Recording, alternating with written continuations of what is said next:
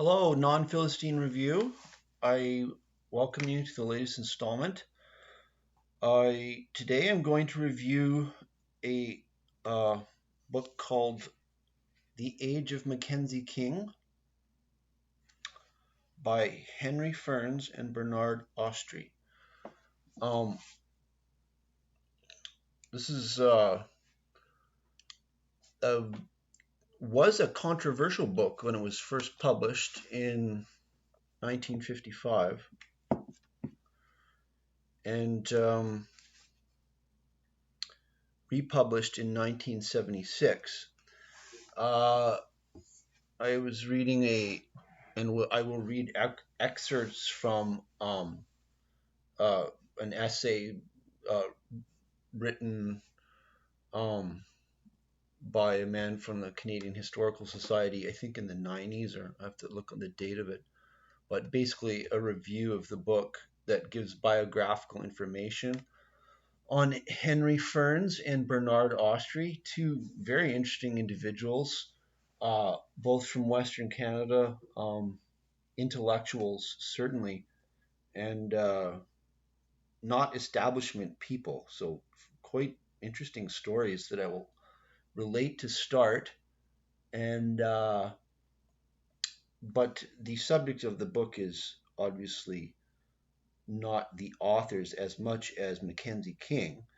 And this is a book on Mackenzie King's early career. It ends at his victory to win the Liberal leadership at the Liberal National Convention in 1919, I believe.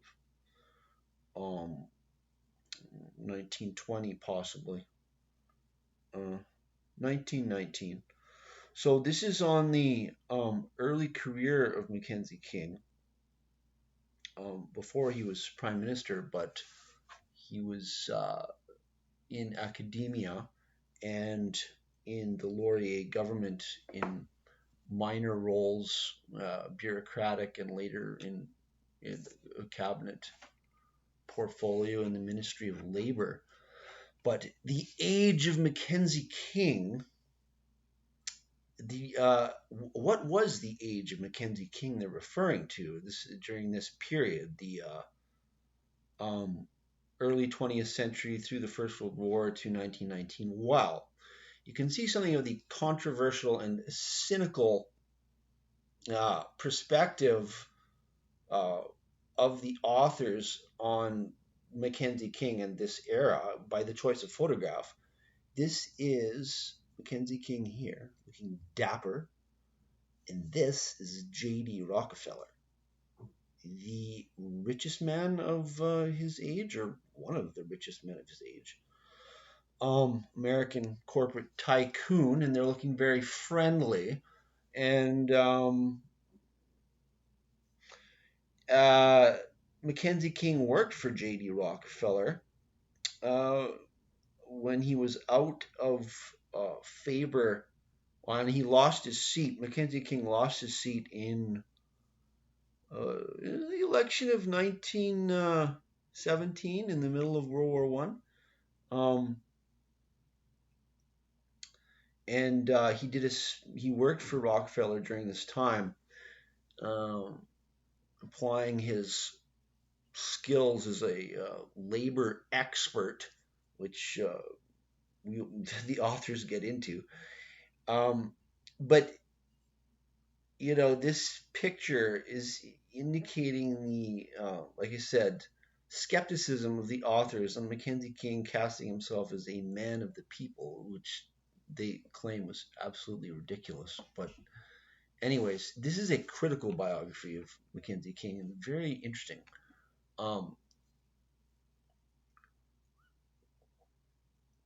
Because at the time that they were writing, certainly in 1955 when it was first published, King had died not too many years before, and I think the 1950s were generally not, controversy was not cultivated, and so This biography is not getting into anything scandalous about Mackenzie King, like they dug up dirt about him or something.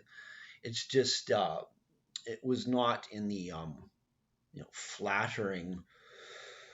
They described the mainstream view that had developed around King as a cult.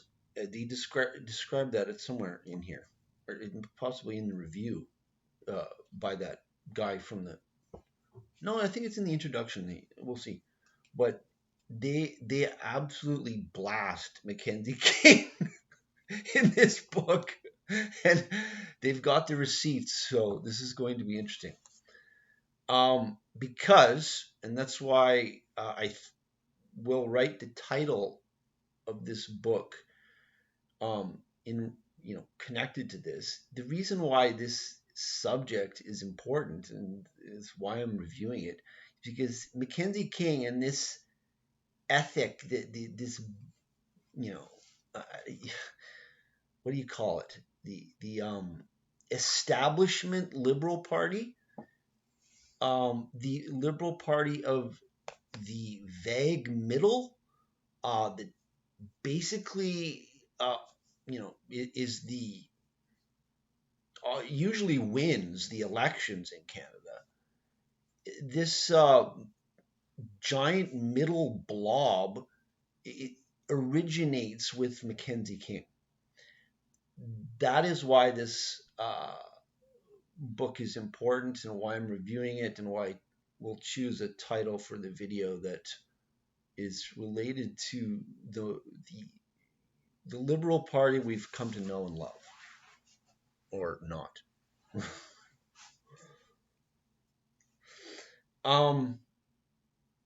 But Mackenzie King was no fool, and so we will see this is not by accident. Okay.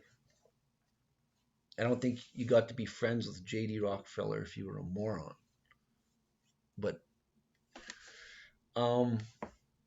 so let's read the biographical sketches of the authors. Henry Ferns. Let's see here. So, Henry Ferns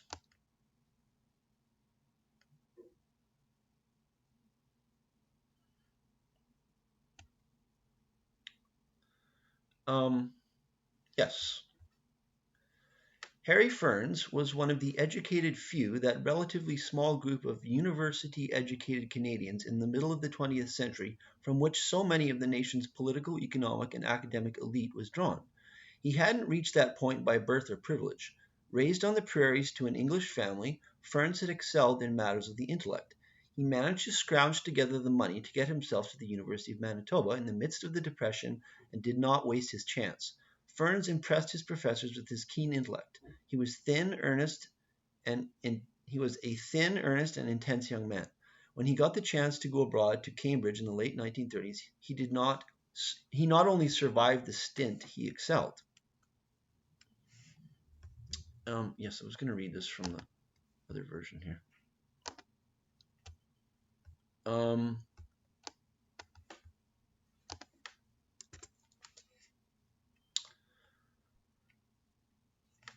Yes, so he goes to England in the late 30s to Cambridge, and on the boat, he gets to talking to a British Indian Army major who's a Marxist and who is talking to him about the Spanish Civil War and about Marxism in general. And Ferns becomes a Marxist, if not a card-carrying communist, in sympathy. And you get this very parallel sort of idea or to George Orwell. I don't propose to be an authority on George Orwell, but it's just a similar trajectory to George Orwell. Now, Ferns later, changes from being a communist, but at this early point in his life, he is a communist. Yes, he later couldn't say at what point he lost his faith, that is, his Marxist faith. He remained on the left, believing in some elements of Marxism, but he was not a communist. So we'll see his trajectory thereafter. But so he goes back to Canada. This is Ferns. Ferns returned to Canada to take up a post in external affairs. As often happened, the Prime Minister, Mackenzie King, who also is his own Minister of External Affairs, borrowed Ferns. The former non-card-carrying communist joined the ranks of Mackenzie King's ill-treated secretarial staff. Ferns was not a good civil servant, so Ferns knew King personally, worked under him. Ferns was not a good civil servant. He was brilliant, but too outspoken. He didn't have what his more politically restrained colleagues called good judgment. So we will skip ahead. Basically, Ferns got offered a job at Royal Roads University in Victoria, British Columbia, but he sells his house and then with his family to move out there, and then the job gets pulled. No reason given. The job offers withdrawn. Somebody in the Mackenzie King bureaucracy has done this, but he's unable to find out who. So perhaps we can see a personal reason for writing this book, but this is much later. This is happening. Well, like, what year is this when his job offer was refused? 1944, and then the book's published 1955. So it's not that long after this. So the one of the authors, Henry Ferns, I think Harry Ferns, yeah, they call him Harry here. Yeah, had a personal reason perhaps for being skeptical, if not bearing a grudge against Mackenzie King. But eventually Ferns has to go back to England to get a job at the University of Birmingham. And that's where he writes this. I think it was when he wrote this book, he was at the University of Birmingham in England. Now, we'll get into, I'll skip to the end of this essay on Ferns and his co-author Bernard Ostry to summarize the later years of Harry Ferns. But I'm getting this information from an essay called Harry Ferns, Bernard Ostry, and the Age of Mackenzie King, Liberal Orthodoxy and Its Discontents in the 1950s by Christopher Dummett, Dummitt, from the Canadian Historical Society.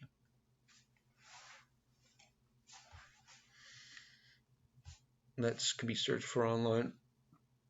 But we will get describe now the second author, Bernard Ostry. So, short biographical information. Okay. Bernard Ostry was a charmer. The young Jewish Canadian man from Flin Flon, Manitoba made an impression, usually but not always a good one. He had been a student of Harry Ferns in Manitoba and had come to England to do graduate studies at the London School of Economics. When they met again in England, Ferns was impressed. Ostry was growing up, becoming more purposeful, certain. He hadn't lost his style, though. Ostry was not your typical graduate student, not unless one expects graduate students to dress in finely tailored clothes, drive fancy cars, collect art, and run businesses on the side. Women liked Bernard Ostry very much. His friend Julie Medlock wrote of Ostry in these years, "Your brief visits are bolts of lightning." And there's a picture of Bernard Ostry. He's a handsome man, and he looks like like a movie star from the 1940s or 50s. Harry Ferns looks like an academic, balding, intelligent academic. Ostry looks like a movie star. So, yes.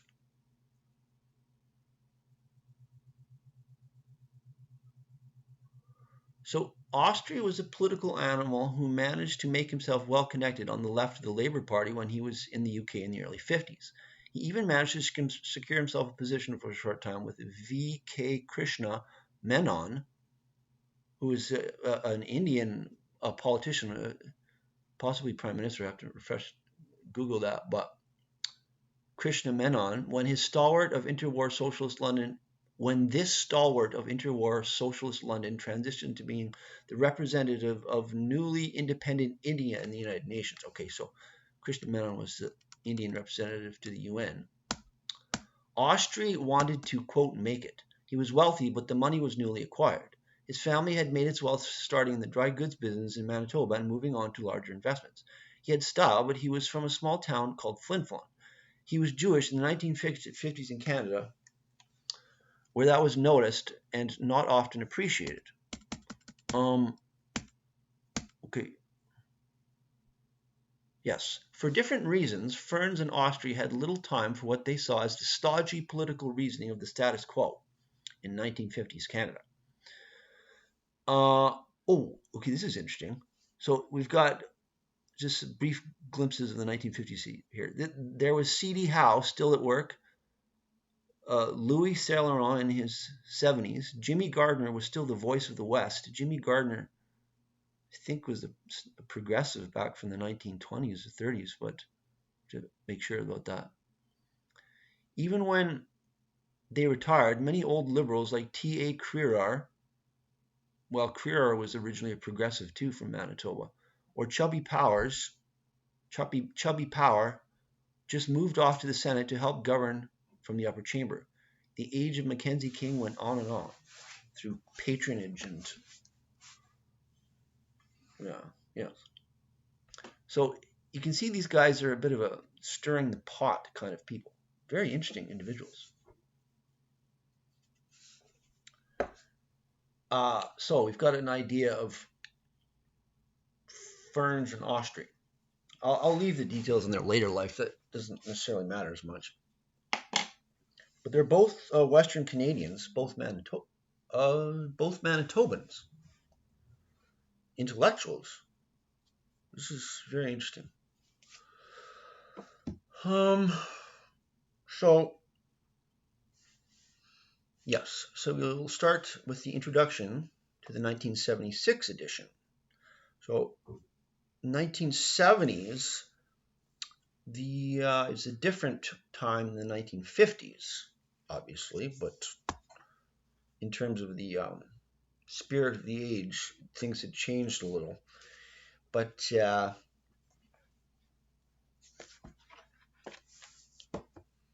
so there's an introduction. You know, we should probably do the intro to the 1950s edition first, because the 1970s one is giving us a later perspective on, but we haven't gotten the original 1950s perspective yet. So let's start with that. So I'll skip the intro of the 1976, but I'll do it later.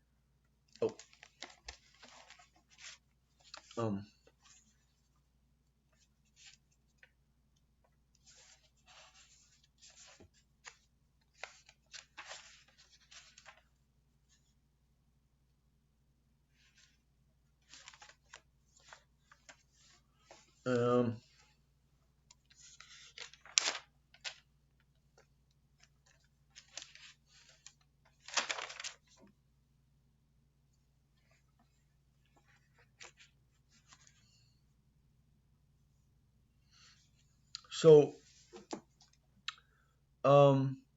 well, the introduction in the 1950 edition, 1955 edition, just has some information, biographical information on the early life of Mackenzie King, childhood, education, etc.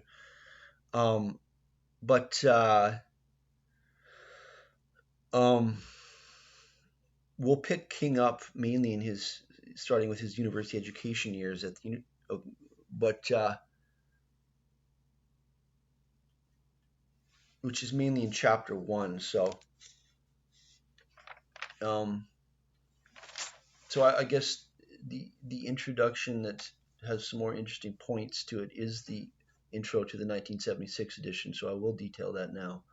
So yes, the academic establishment. This is from the 1976 intro by Professor John Meisel, Meisel, who's I think from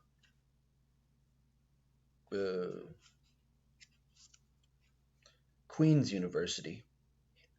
Hardy Professor of Political Science at Queen's University, John Meisel.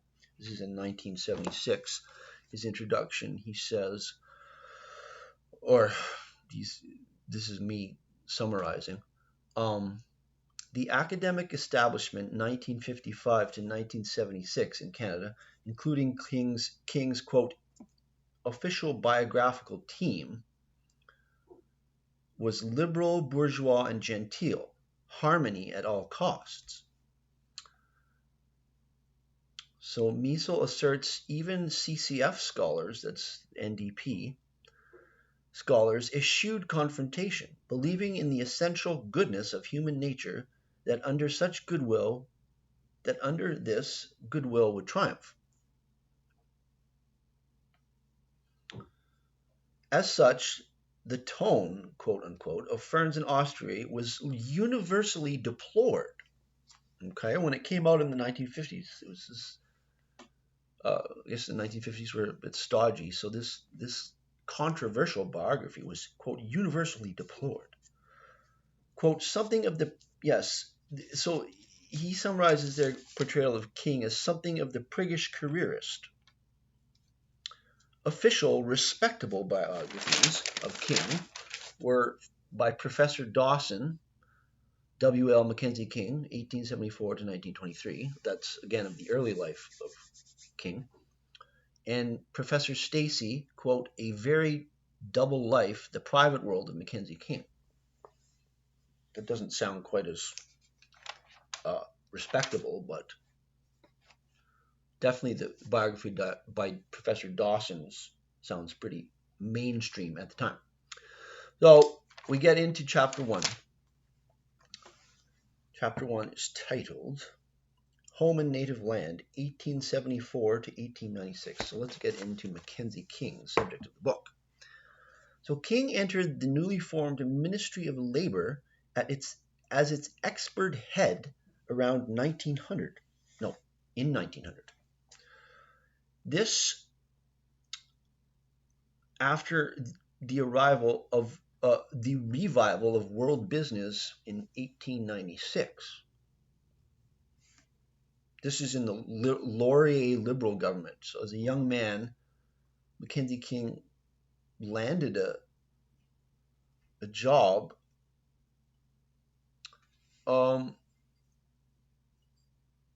He was deputy minister of labor, but he landed a good job right on the inside, right from the beginning, right out of university.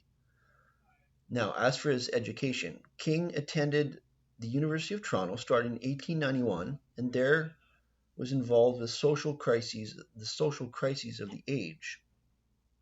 King had been born December 17, 1874 in Berlin, Ontario.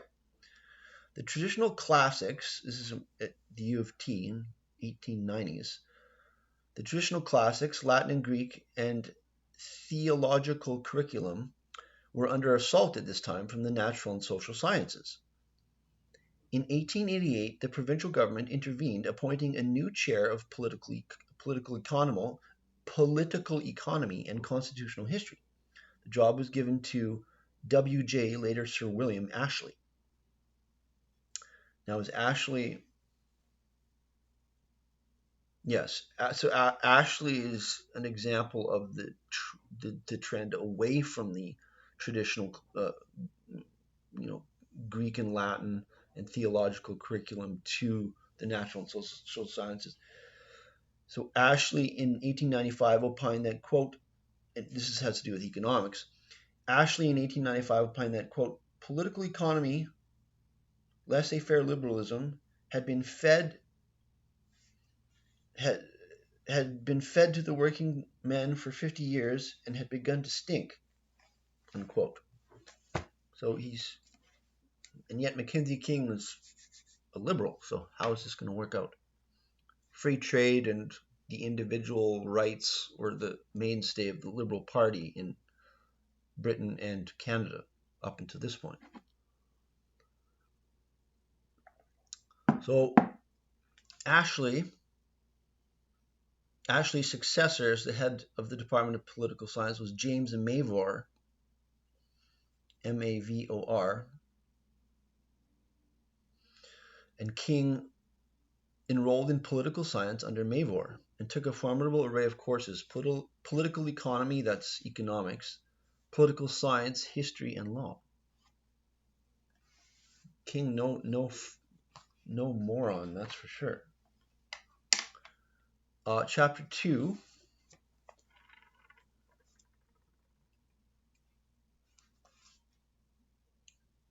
entitled Germinal, 1896 to 1900. So the authors assert the years 1896 to 1900, the most important of King's life. The Liberals under Wilfrid Laurier won the federal election of 1896. Prosperity and growth reigned. This growth primarily due to the contemporaneous transformation of Western Canada and the growth of the mining and industrial sectors.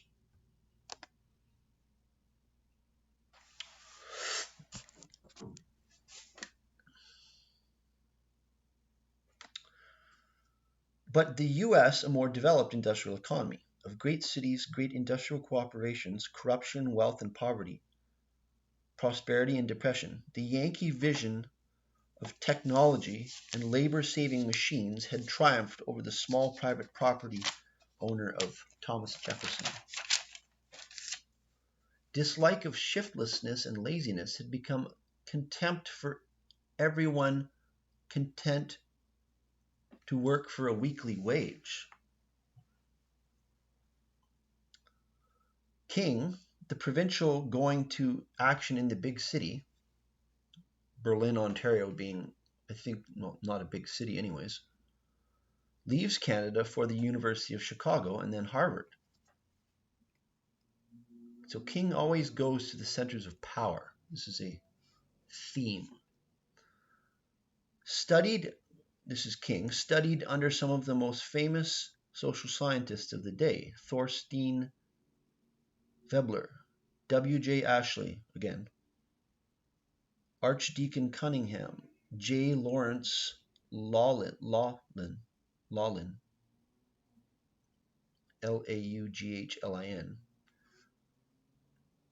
F.W. Taussig, Taussig.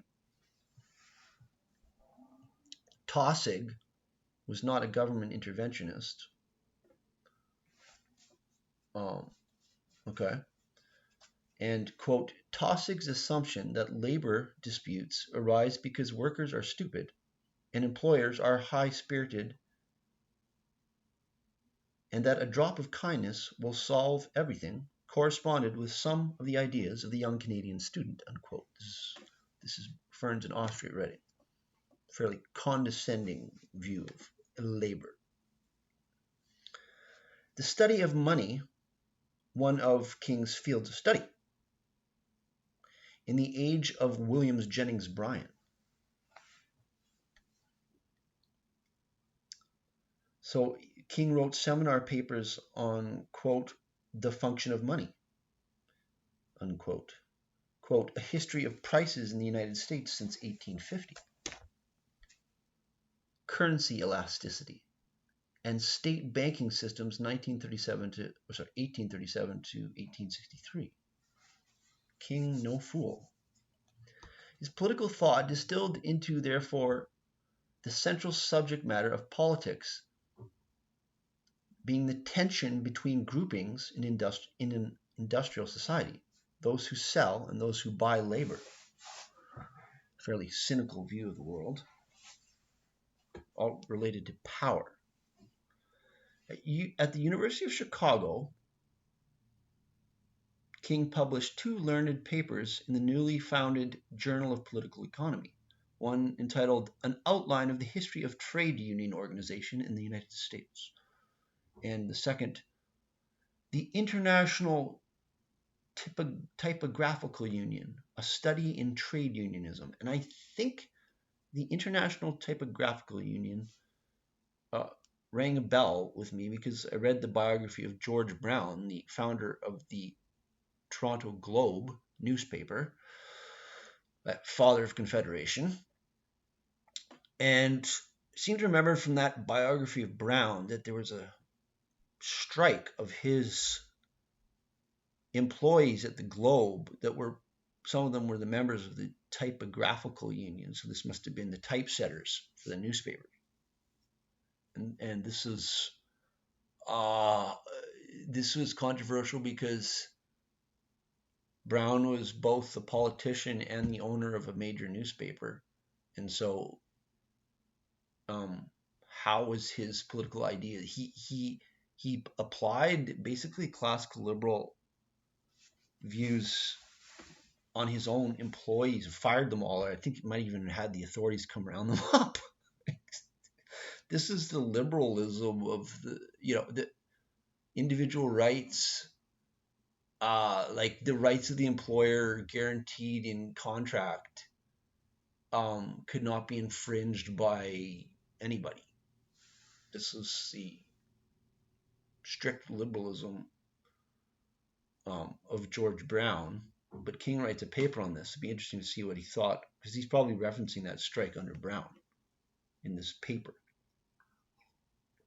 It'd be interesting to see what King thought. He probably, I don't know. So King's scholarship bears the stamp of German-American scholarship.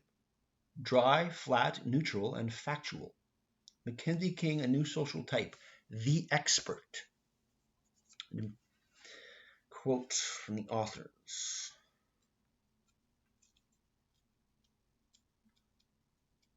I don't know what people thought of the origins of the 21st century Liberal Party, but this is it.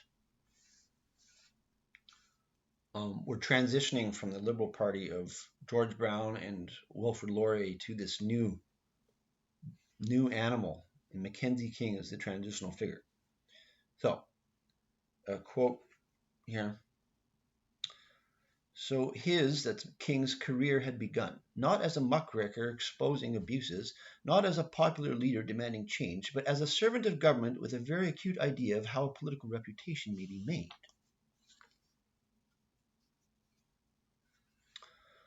So, Chapter 3, The Sorcerer's Apprentice, 1900 to 1904. Canada at the beginning of the 20th century. What was Canada at the beginning of the 20th century? In Quebec, we have French-speaking Canada was hierarchical. The Catholic Church was strong. The French in Canada having taken to the parliamentary system as a tool to protect their race, religion, and culture. English Canada was less hierarchical. The existence of numerous Protestant denominations and an abundance of land had worked to dissolve the hierarchical social patterns of French Canada and Europe. Thus Parliament, that is the House of Commons mainly, the focal point of a political life based on effecting bargains between multifarious groups. Yes, I mean, the kind of, so like English Canada itself is obviously, you've got the Maritimes, you've got Ontario, you've got Western Canada, so you've got different groups. And King is, well, he's in his graduate education at this point. Bureaucracy non-existent. Money for the state collected from tariffs. Laurier passed, like there was no income. No, there was income tax. No, this is before World War I, so there's no income tax. Laurier passed several pieces of labor legislation and thus appointed the first Minister of Labor. This new minister, William Mullock, offered the 25-year-old labor expert, King, a job as a bureaucrat, the Deputy Minister of Labor. Sounds Orwellian. And the editorship of the Labor Gazette. King was in business and, quote, on the inside from the very start.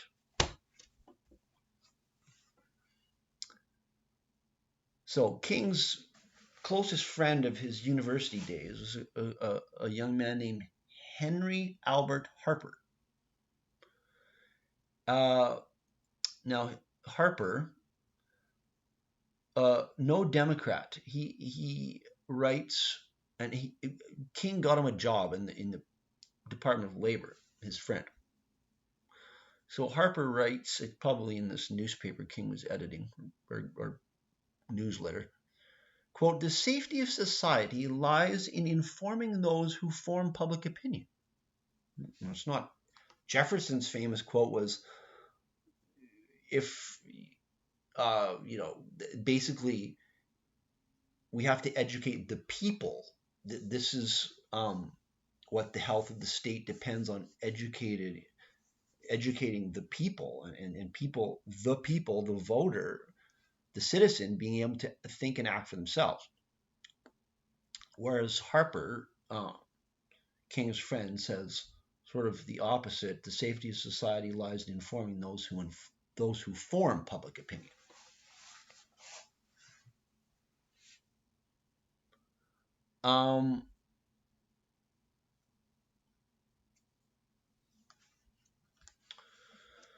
So yeah, the opposite of Jefferson, but also of English liberals like Bentham and Mill, and Canadian liberals like George Brown, probably. Yes, because Brown's Globe was always the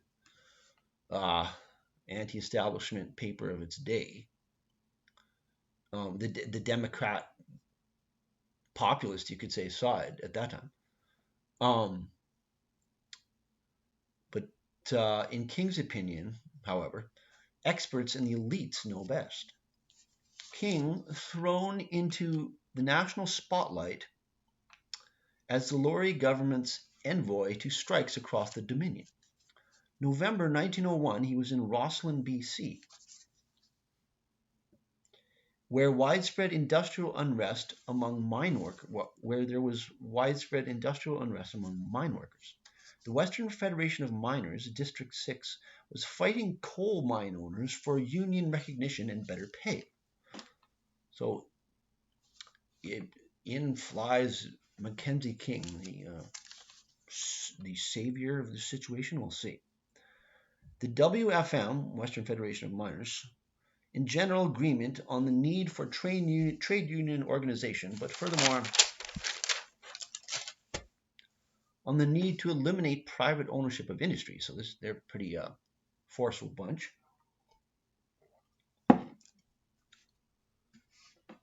The Western Federation of Miners and the American Labor Union were no Marxists, however. They rather were men of the American and Canadian frontier from the Anglo-Saxon anti-establishment tradition of Williams Jennings Bryan, Daniel Shays, working class, their imagery drawn from frontier Protestantism, hatred of government, and above all, champions of egalitarianism. This was the Protestant egalitarianism that marched to abolish slavery to the tune of the Battle Hymn of the Republic, the political culture of Abraham Lincoln. Great quote, page 61.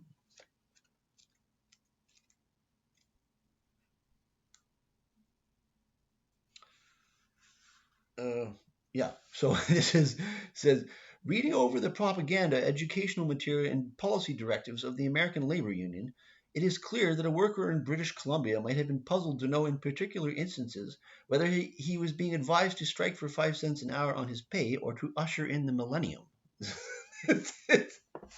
That's a great quote.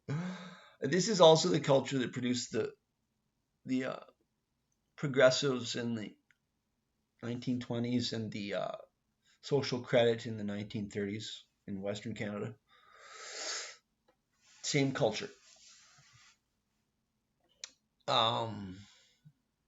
Okay. What was the response of Mackenzie King to this in British Columbia? Yes. The Royal Commission on Industrial Disputes in BC had been appointed. So this is King's sort of official title here. So King was to devise some means to disintegrate this freedom-loving American culture from Canada and prevent unions from gaining any bargaining power while posing as an advocate of labor. Cynical. Specific recommendation of the Royal Commission ended up being directed at Americans per se, entailing a fine or prison for Americans to incite any Canadian employee to strike, calling the American Labor Union and the WFM organizers, quote, not trade unionists, but socialistic agitators of the most bigoted and ignorant type. Oof. More harsh recommendations, this time aimed at Canadians, quote 62.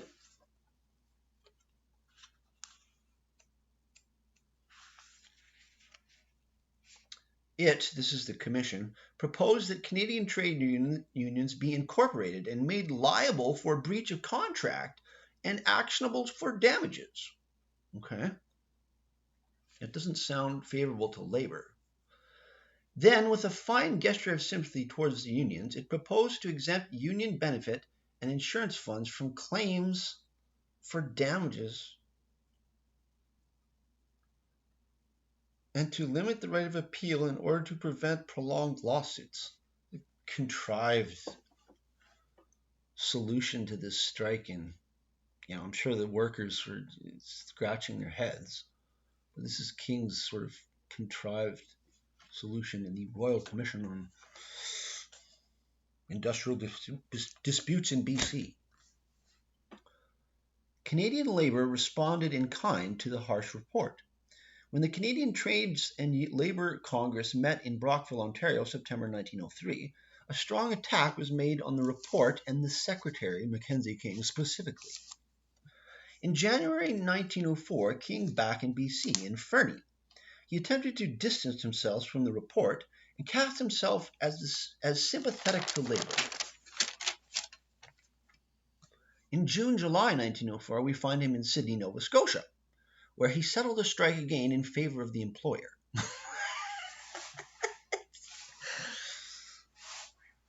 Okay, this is the Liberal Party. The Liberals used to be the anti-establishment ones. His goal, the middle ground, where he could speak out of two sides of his mouth. This is my summary. To whatever group he was speaking to, and pose as the moderate. Liberal Party 101 ever since. And the originator of it, Mackenzie King. Chapter 4.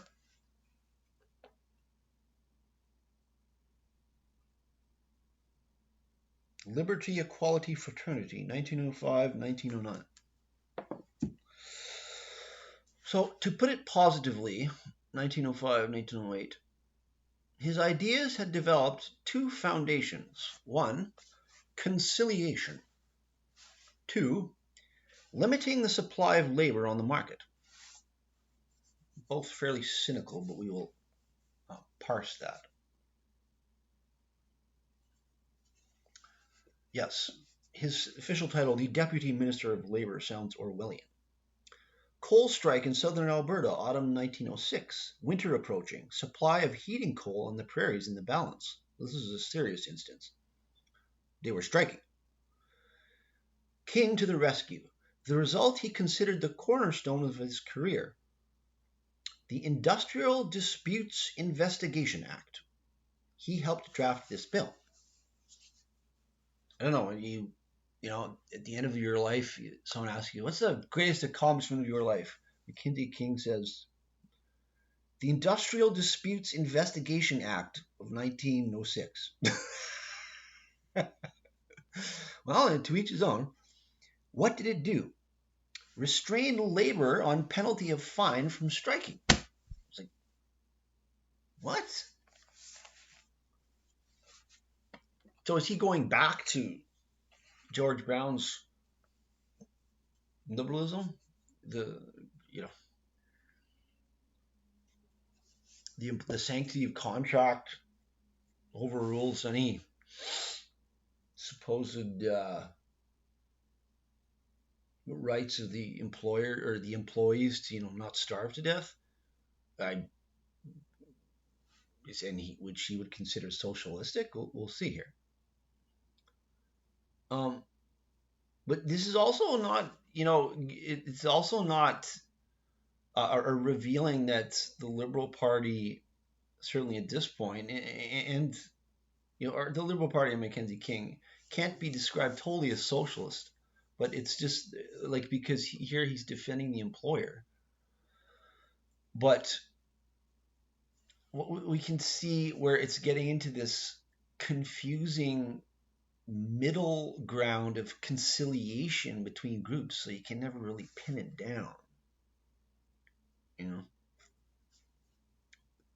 It's not like because it's not socialistic that it's individual rights. No, it just depends on who they're talking to and whose vote they can get at that particular moment. This is more the King approach. The act took the ability to strike from labor and placed the power of dispute resolution in the hands of highly paid lawyers. It's cynical. But it was struck down as unconstitutional in 1925 by the Imperial Privy Council. I'm sure the Imperial Privy Council were no Democrats themselves, but even they struck it down. U.S. big business saw this, and this was the bill that King considered his greatest achievement, was struck down. U.S. big business, you think Mackenzie King was prime minister all through World War II, and that was what he considered his greatest accomplishment? U.S. big business saw this legislation and wanted it in the U.S. So we can see how this is developing. King was prescient. He foresaw the rise of the industrial East and the decline of the West, that is, of China and India. No fool. He took a tour in this first decade of the 20th century, and he foresaw that once the East became industrialized, the West was small in comparison. But he gets into some, it gets into another plank of King. Now, what did he say his two planks were? Yes. So number one idea, 1905, 1908, was conciliation, this middling ground. And number two, limiting the supply of labor on the market. So he gets accused of racism because King, as Deputy Minister of Labor, subscribed to this theory called the law of competing standards. Basically, that labor standards will follow the lowest standards in the market to drag higher standards downward if allowed. I think this is referring to wages, but also what King stopped labor from China and India at a certain point because of this theory of the law of competing standards. And he was accused of racism, even at the time he was. But we can see King already, right in these early years, is really the center of power. But and controversial. He's out there doing stuff. Agree with him or not, he certainly threw himself into the fray. Newspaper, the Toronto News was strongly imperialist. Okay, so this is still British Empire. We have to remember the liberal imperialist view, with capital L liberal, was that the empire was synonymous with moral righteousness. These were the views of the Governor General, Earl Grey. King was, I think, a little less rah-rah in the empire, definitely. But that's the liberal imperialist view. So pork barrel patronage for buddies, standard fare doled out by King from an early point, but also quid pro quo. In 1908, King parlayed a job at the Department of Labor for F.A. Ackland of the Globe newspaper for publishing push pieces on him and his election as minister or appointment as Minister of Labor. Okay, this is the Central Canadian Liberal Party. In the Conservatives also were always patronage. Laurier forced to inquire. Oh, okay, so this is even more than normal. Laurier is still Prime Minister, of course, all this time. King made a point not to criticize too harshly the Conservatives. Now, why would he do that? Because he was always angling to be perceived as the mediator. This guy is dangerously smart. Canadian antitrust legislation passed by Laurier Liberals with King as Minister of Labor. So now he's Minister of Labor. He gets appointed Minister of Labor. So he must have been elected at some point here. But didn't go as far as U.S. legislation. Yes, so, So this is chapter 5 now.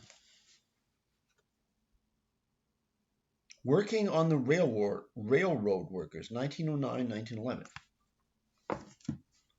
Canadian antitrust legislation passed by the Laurier Liberals with King as the Minister of Labor. I've always wondered about this. You hear more about the U.S. antitrust legislation. I think Teddy Roosevelt breaking up Standard Oil, all that. But you don't hear much of the Canadian. Was there Canadian antitrust legislation? Well, there was, and there probably still is. And King passed it as Minister of Labor. But it didn't go as far as the U.S. legislation. To the point King declared in the House, quote, "This legislation is in no way aimed against trusts, combines, and mergers as such, but rather blah, blah, blah." That's me ending the quote. So it's the antitrust legislation, but it's not aimed at trusts? It's like, what? So this is King speaking out of two sides of his mouth, depending on who he's speaking to, I guess, again. The Liberals closely, or even at this early point, the Liberals closely connected, and his career is just getting going. The Liberals closely connected with the Grand Trunk Railway. The Liberal Party in the 19th century, George Brown, the owner of the Globe, was laissez-faire capitalist. As were the Conservatives. That was Canadian and American culture in the 19th century. Big strike of the Grand Trunk Railway in 1910. Employees threatened the economy of the entirety of Eastern Canada and the Liberal Party's fortunes. The railway's president, American C.M. Hayes, a crusty old despot. He wanted only to fire all those he considered disorderly. King flip-flopped. King's Minister of Labor in this, explosive situation. King threw the strikers of the Brotherhood of Railway Trainmen under the bus. First, his act, the IDIA, that was the one that he was most proud of, meant they couldn't deal with Hayes. They had to submit their grievances to the Board of Conciliation. Once again, another Orwellian.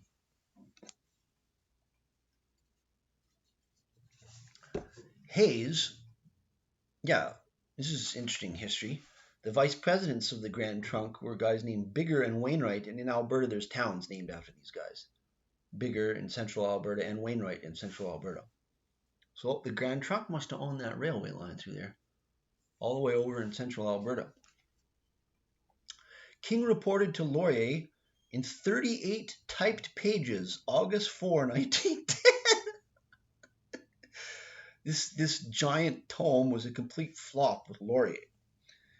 Hayes, quote, feared neither God nor man, King wrote to Laurier. This Hayes sounds like the typical Monty Burns corporate robber baron, owns a railway. So Hayes perceptively sensed King cared more about pleasing power, that is him, Hayes. So he drove a hard bargain. Conservatives at this time had not yet developed a fear of socialism. This is the capital C Conservatives, the opposition to Laurier under William Borden, at this time had not yet developed a fear of socialism or labor, and sided with labor as often as not. Here they took up the cause of the Grand Trunk men. Borden tore King to shreds in the Commons, distinguishing between the English common law presumption of innocence and King's policy towards the strikers of having to prove they were not guilty of an illegal strike. Oh, that's a very perceptive and damaging critique. King's reply in the House, typical. Okay, how does King reply in the House?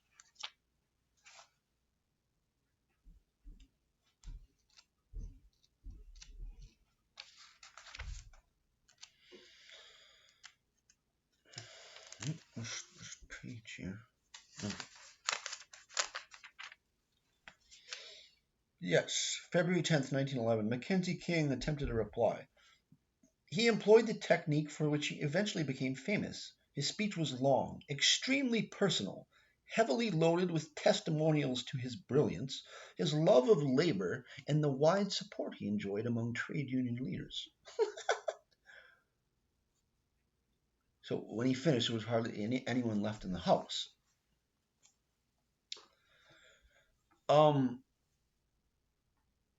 In the Grand Trunk strike, King also demonstrated his tendency to use patronage to subdue a potentially dangerous political liability. He gave the bright vice presidency of the Brotherhood of Labor or some union a cabinet post.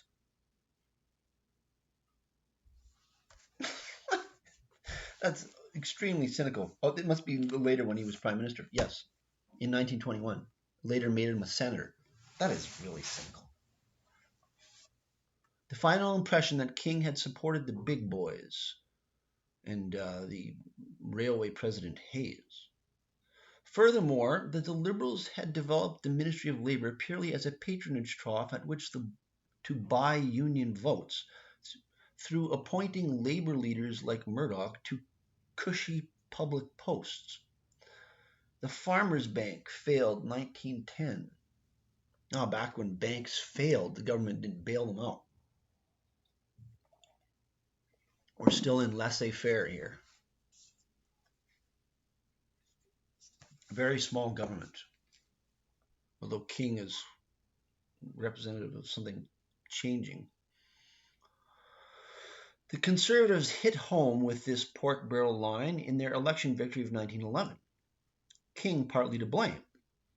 On trusts, too, that's business trusts, Borden took the line more sympathetic to small enterprise and to labor, questioning in the House King's Combines Investigation Act's inability to force big business to do anything.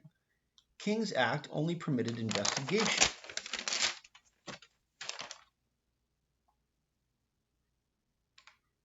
And yet the bill is titled the Combines Investigation Act. So once again, it's just like speaking out of two sides of your mouth, confusing everybody. Why? So you can appeal to both sides whenever you're talking to that side and get their vote, both their votes, stay in power. Cynical. Played to whatever audience he was speaking to. This is King. Even sang the tune of German nationalism, like during World War I, when speaking to German Canadians in his constituency. That King a factor in the loss, and does anybody hear the echoes of the Liberal Party now? You know, um, depending on what ethnic community they're speaking to, they just speak to them whatever in a way that will get their vote. It's cynical. That King a factor in the loss apparent by the obliteration of the Liberals in the urban industrial centers in the election of 1911. The farmers were out of the loop of the labor media movement. Oh, the labor movement stuck to the Liberals in the election of 1911. King lost his seat. So King really stunk the house out in his first political, cabinet post. That's not often known. Chapter 6, For Hire, 1911-1914. So Laurier saw that opposing the war, this is World War I, imperialism in the sense of linking that to war, was popular, particularly in Quebec. This constituted the resurrection of the Liberal Party.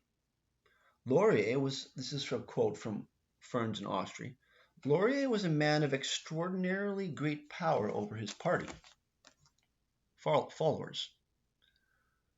So, an interesting article published by the Liberal Party on the Liberals and the Empire by N.W. Rowell, Liberals and the Empire, 1912. So King was the editor of The Liberal Monthly, printed scandals, dirt pieces on the Conservatives. Cynical. A tendency rapidly to shift his ground in discussing a number of subjects. Yes. So World War I in the U.S. what was going on? Williams Jennings Bryan, who was the populist candidate for president, I think literally, I think there was a populist party, earlier was brought into the Wilson cabinet, Woodrow Wilson cabinet. Williams Jennings Bryan, the only exponent of strict neutrality in World War I for the U.S. King remained in 1915-1916 in close contact with the old journalism of the Globe in Toronto. The Globe editor, J.A. MacDonald, devoted much personal attention to King's work for the Rockefellers. Chapter 7. So King goes to work for Rockefeller.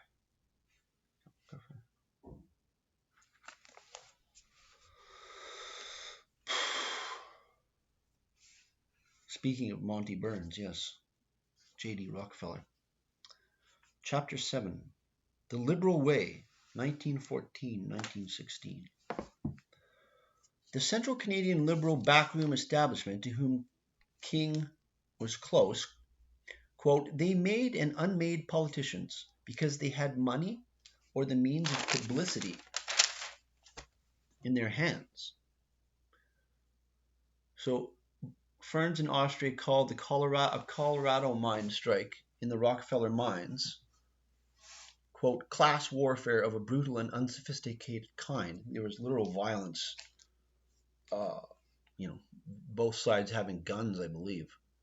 Like Rockefeller sent in, I think, a bunch of private police, or maybe it was the official police. People were killed. This is in some mines that Rockefeller owned in Colorado. The Colorado Fuel and Iron Company employed 6,000 people, and Rockefeller owned 40% of the stock. A great hilarious quote on King's mind, page 195. Okay, quote, one of the baffling features of Mackenzie King's mind was its capacity to discover useful half-truths among the multitude of pressures bearing upon him in a particular situation. It's cynical political mind, okay? In this instance, he was able to deceive others and perhaps even himself, not only with the ambiguity of his objectives, but also by the very conflicts among the men inviting him to undertake work with the Rockefellers. So he was able to deceive others and perhaps even himself.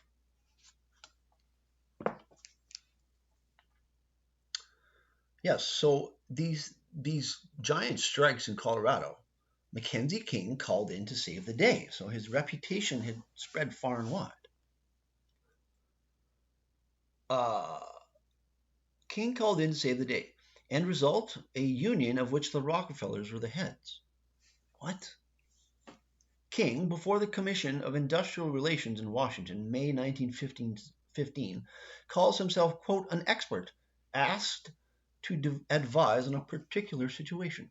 So he must have gotten into some trouble here, or this whole strike must have been controversial because King was called into a commission in Washington to testify.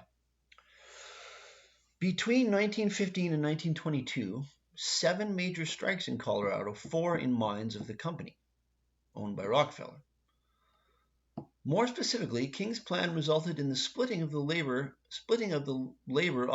of the company into a union headed by the Rockefellers and a separate actual union, so divide and conquer.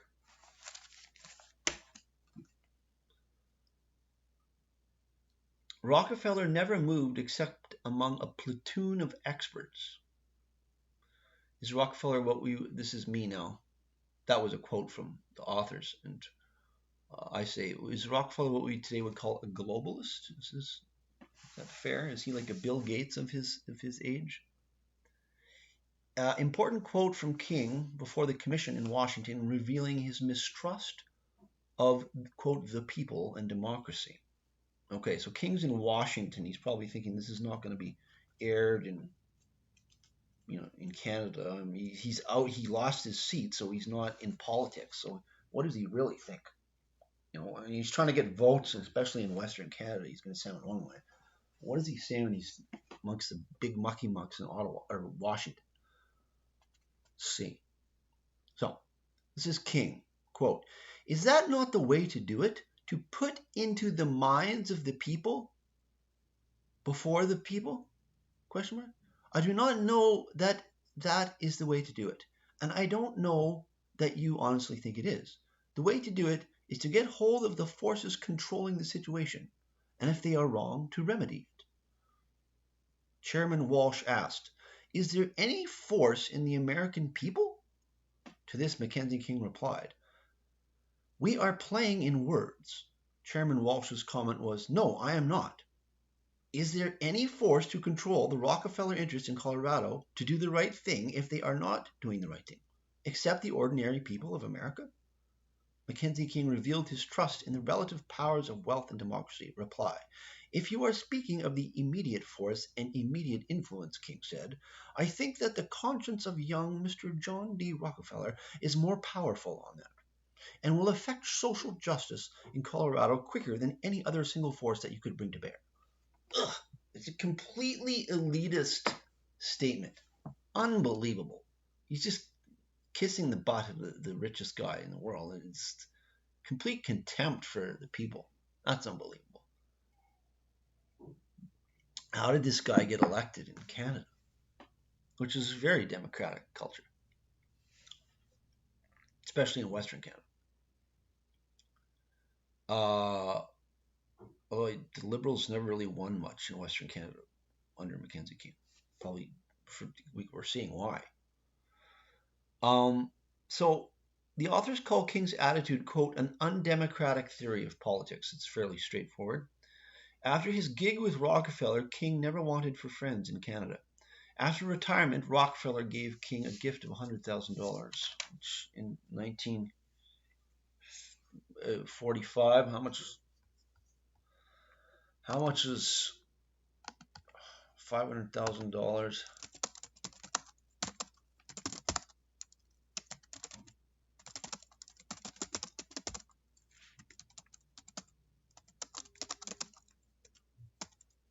Let's ask AI, how much is $500,000 worth today?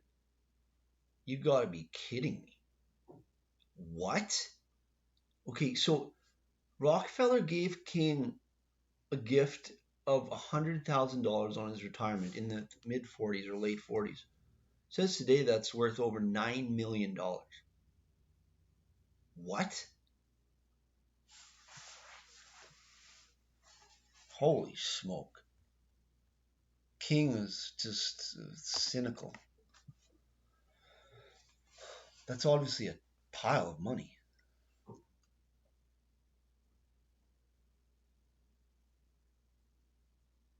So this is an interesting title for a chapter. Chapter 8 is a French phrase that essentially I think means like eyeshadow or eye makeup or like makeup of some kind. So this is 1917. What do they mean by that? By the end of 1916, voluntary enlistment had 400,000 men in the Canadian Armed Forces enlisted, 30,000 a month at the beginning of 1916, but 6,000 a month by year's end. This is World War I. Mackenzie King is off working for J.D. Rockefeller.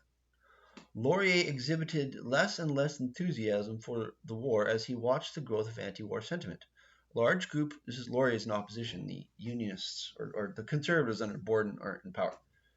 A large group of Ontario and Western Canadian Liberals broke rank with Laurier on conscription when the Military Service Act introduced into Parliament June 1917. Quote, the Tory appeal to patriotism and fear of an external enemy certainly whipped up in World War I. The defector from Laurier that hurt most was his former longtime Minister of Finance, W.S. Fielding. This split the Liberal Party, this issue, conscription. Laurier voted a referendum on conscription. King was MIA on purpose. So once again, we see this cynical, shrewd mind of King. He saw that things were really contentious in Canada, so he takes a job in the States and just leaves the country. So he's not associated with it. He doesn't have to take sides. But as wartime election loomed, King broke his silence and came out with a vintage King, quote, stance on conscription. Keep conscription on, this is not a quote, but keep it on the statute books to flatter patriots, but don't enforce it and de facto continue voluntary enlistment to pander to working class. So he's speaking out of two sides of his mouth. Laurier, on the other hand, was principled, stood for what he believed in, looked on King's stance, quote unquote, with thinly veiled contempt. And yet, King later claimed to descend from Laurier, but here we're seeing what Laurier actually thought of Mackenzie King.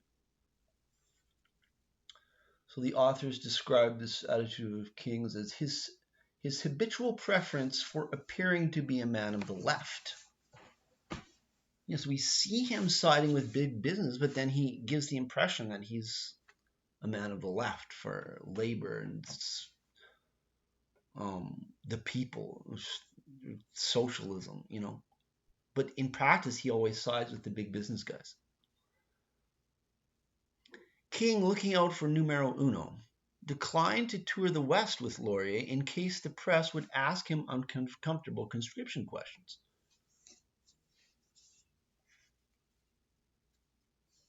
The Liberal Unionists tipped the election to the government. So yeah, there's a split in the Liberal Party on conscription, and numerous Liberals, including Fielding, ran under the Unionist ticket with the Conservatives under one Unionist banner and won the very contentious election of 1917. Quebec went almost completely Liberal, 62 of 65 seats, but the authors assert the Liberal Unionists tipped English Canada for the government. concealing a closer vote than it appears.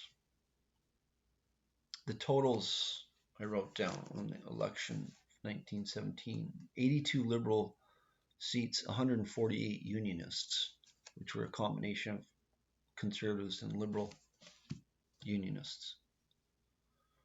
RE the government, that's the Union government, they assert a Pyrrhic victory. The Conservatives gave the wives of enlisted men the vote. There was massive propaganda, patriotism whipped up, war fever. They won, though. That's me pointing out. King appears to have tailored, now we're into chapter 9. Industry and Humanity, 1918. I think this Mackenzie King wrote a book, I think. King appears to have tailored his rhetoric to whatever group he was speaking. And is this the origin of identity politics in Canada? Yes. This is, Mackenzie King is the originator of identity politics, the mainstay of the 21st century Liberal Party. Just speak out of 18 sides of your mouth to whatever group you're talking to and try to, tailor what you're saying to that group, and then just go say something else to the next group and hope every group forgets about it once you're in power and you do what you want. Okay? For example, the authors point out in his book, King's book, Industry and Humanity, 1919, published shortly after the armistice, King addresses himself to, quote, 4 centers of power. Yes, the only reason he'd speak to you was related to your relation to power. That's me commenting on that. The owners of capital, the management class, the labor hierarchy per se, and the community. This is King's breakdown of the world, okay? The owners of capital, the management class, into, I guess, what he would group both corporate managers and politicians. The labor hierarchy, union leaders, okay, and the community is the hoi polloi, the rabble, the community. It's in this flowery language, but it's this contemptuous. The community.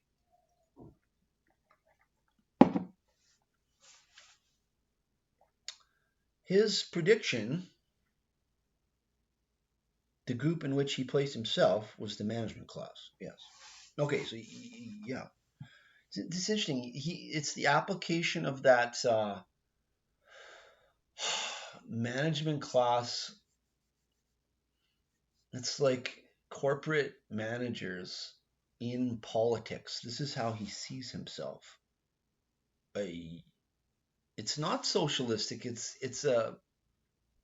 It's quasi, but it's coming from corporate, corporate culture and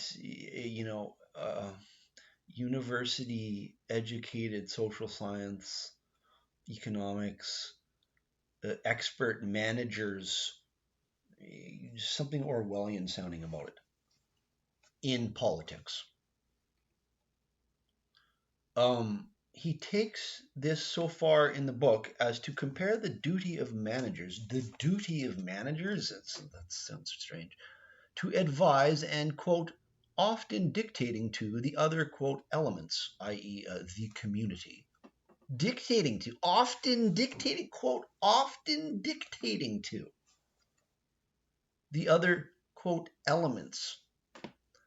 The duty of the Prime Minister and the Cabinet was to advise and dictate to Parliament.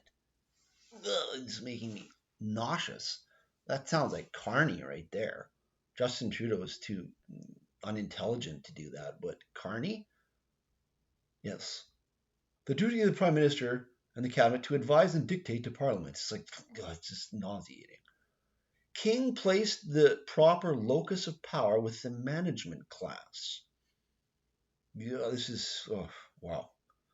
Pivotally, at least, for our understanding of the Liberal Party after his rise, and possibly for the subsequent alienation of Western Canada from the Liberal Party and Central Canada that began with the progressives in the 1920s. And the Liberals have never regained a majority vote in Western Canada since Mackenzie King rose to the Liberal leadership. That's telling you something. That's over 100 years ago. Pivotally, at least, from our understanding of the Liberal Party after his rise, and possibly for the subsequent alienation of Western Canada from the Liberal Party, they say Liberals, the authors say Liberals who were, quote, culturally provincial, that is, not snooty elitists, that's my translation, were considered by King a, quote, troublesome radical element. Okay, this is the origin of the protesters who Justin Trudeau disagrees with. He calls them the fringe minority extremists, but this is Mackenzie King 100 years before saying he's the origin. No liberal leader would have talked like that before. Before Mackenzie King, the Liberals were anti-establishment, and the Democrat populist, if there was a party like that in Canada, and the whole culture was very Democratic, but the Liberals were more so than the Conservatives, who were the old boys, going back to the King in England and centuries. The Liberals were the party of the small business owner and the Whig tradition. But King is the pivotal figure in the Liberal Party in Canada. Laurier, George Brown, all those leaders before, Alexander Mackenzie, the leader of the Liberal Party, all of them would have recoiled from this. But King calls those culturally provincial Liberals, his own voters, a troublesome radical element. That is quite the change. Okay. So we're seeing how the Liberal Party changed from its democratic origins to this opposite. So the smashing of the Winnipeg General Strike, June 1919.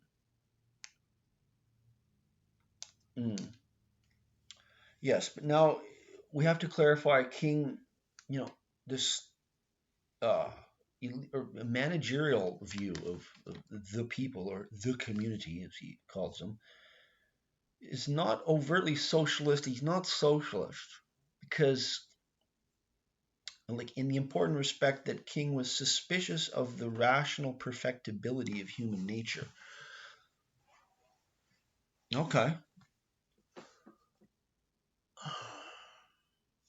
That's sort of a contradiction in a way, because isn't he the manager class who knows best?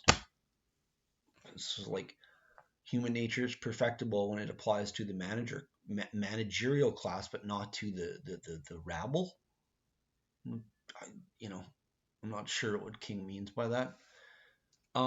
So yes, not a socialist in the important respect that he was suspicious of the rational perfectibility of human nature and of constructing a state based on rational bureaucrats. So this is an important caveat, I say. Okay, so he kept a bit of that.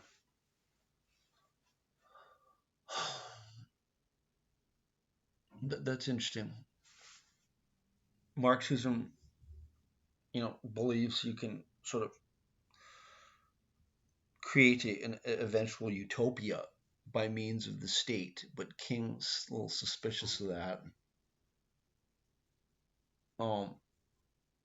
And as we see, he was quite harsh when it came to dealing with unions or anything like socialist revolution, like it was exemplified in the Winnipeg General Strike 1919.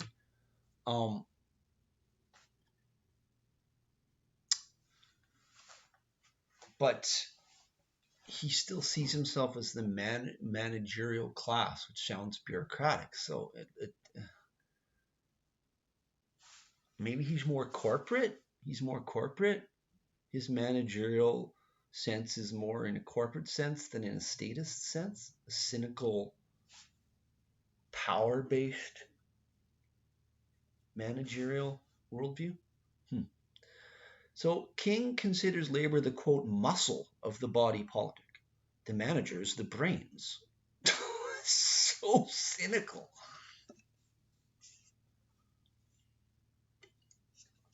The muscles must be fed, though. He conceded that much. You can see the authors are absolutely tearing Mackenzie King to shreds. And before this, Walking with J.D. Rockefeller, before this, King was, just this saint, this shrewd. So I say before I read this book, or before I knew much about Mackenzie King, I would have thought, he was the leader of the Liberal Party, stayed in power for decades, so people must have voted for him. So, and also we have this idea of King as being the origins of the big government Liberal Party, but you get into it, you see this cynical side, not necessarily just like a linear or just rise towards some kind of big government socialism. Maybe that comes later in the Liberal Party, but he's definitely the managerial worldview. So we're definitely learning a lot about Mackenzie King, which is, you have to hand to the authors that, scholarship is supposed to be critical. It's supposed to, scholarship, or, well, I think you have to employ critical thinking. If you get into just like, hagiography, just kissing people's with power's butts, is that scholarship? No. Journalism, even more so than scholarship, is supposed to not do that. But these guys are providing a real service by critiquing power.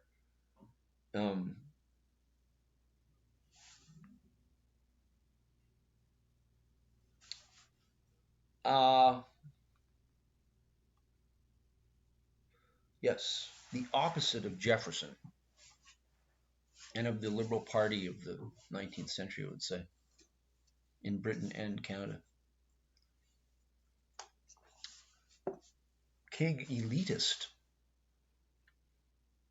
He was highly conscious of the importance of information. Once again, sounds Orwellian. Or more specifically, co-opting the media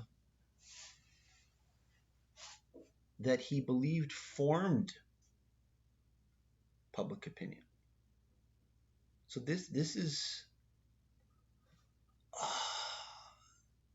also classic Liberal Party politics, but that existed before too. The newspapers were always in one camp or the other, so I wouldn't say that's anything new. Yeah, people have this idea that the newspapers were maybe better back in the day. They were more unbiased. That's not true. You read the newspapers from the 19th century, they were hyper partisan for one party or the other. It's just, well, the difference is that they weren't lying as much in the 19th century as the media in the 21st century. In the 19th century, they wore their opinions on their sleeve and just argued things critiqued from a certain perspective, and you knew that that's where they were coming from. These people now are engaged in propaganda where they are being deceptive. People don't know that they have an agenda. So this is different. Like George Brown owned the Globe and he was the leader of the Liberal Party. That's as blatant as you can get. At least you know where they're coming from, though. So Mackenzie King definitely kept that side up. But it's a cynical view too. I don't see George Brown as cynically thinking of himself as forming public opinion. I mean, he would have just gone guns a-blazing, but is he cynically trying to form public opinion? I don't think as much. This is a cynical view of the media. So King appears not to have believed that people were even capable of understanding anything. Quote 267. This is very different than the Liberal Party before this point, even of Laurier. Very much Laurier. Laurier still very democratic, which is why they still voted Liberal in Western Canada. But King, the pivotal figure. So Mackenzie King was speaking to the controllers of the agencies for informing the public, and that the purpose of knowledge among the people is not to guide their actions, but to, this is my insertion, just inspire their faith. It's so cynical. They're too stupid to understand anything, so just guide them. Okay? Like that's just so insulting.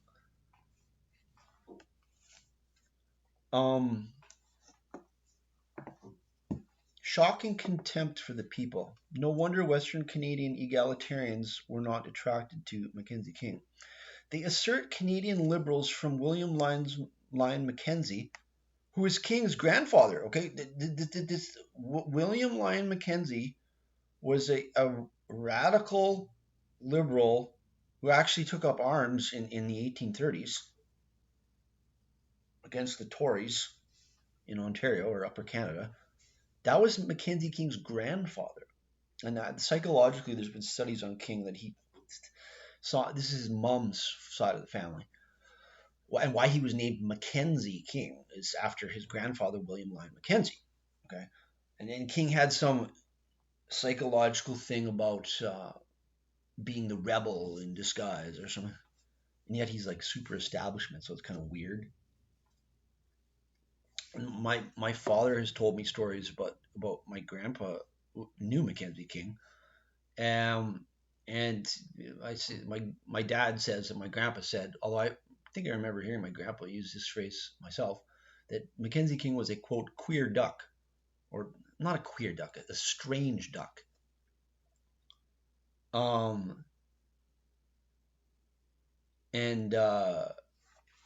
Yeah, this is coming out. He has these like contradictory ideas, and thought he was like the reincarnation of his rebel grandfather, but he's like the most like establishment guy ever.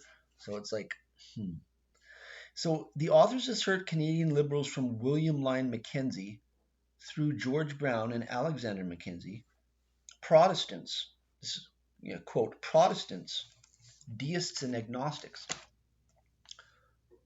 in the tradition of the English radicals of the Benthamite school. Now we're going to search, Jeremy Bentham.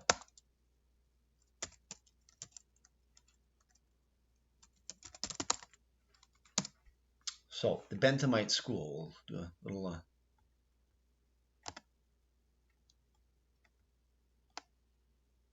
Jeremy Bentham, British philosopher and economist.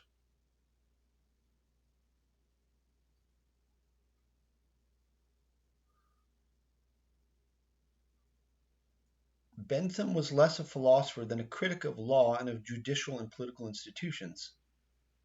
He tried to define what he thought were the basic concepts of ethics, but the majority of his definitions are oversimple or ambiguous or both. As a moralist and psychologist, Bentham had similarly appeared to be inadequate. His arguments, though sometimes elaborate, rest too often on insufficient and ambiguous premises. Encyclopedia Britannica is being quite critical. I just want to know what did Bentham... Bentham was a liberal, certainly, but this is too long of a biography of Bentham. Let's see here. Who was Jeremy Bentham? Okay. Encyclopedia Britannica, again. Jeremy Bentham was a philosopher, economist, jurist, and legal reformer, and the founder of modern utilitarianism, an ethical theory holding that actions are morally right if they tend to promote happiness or pleasure among those affected by them.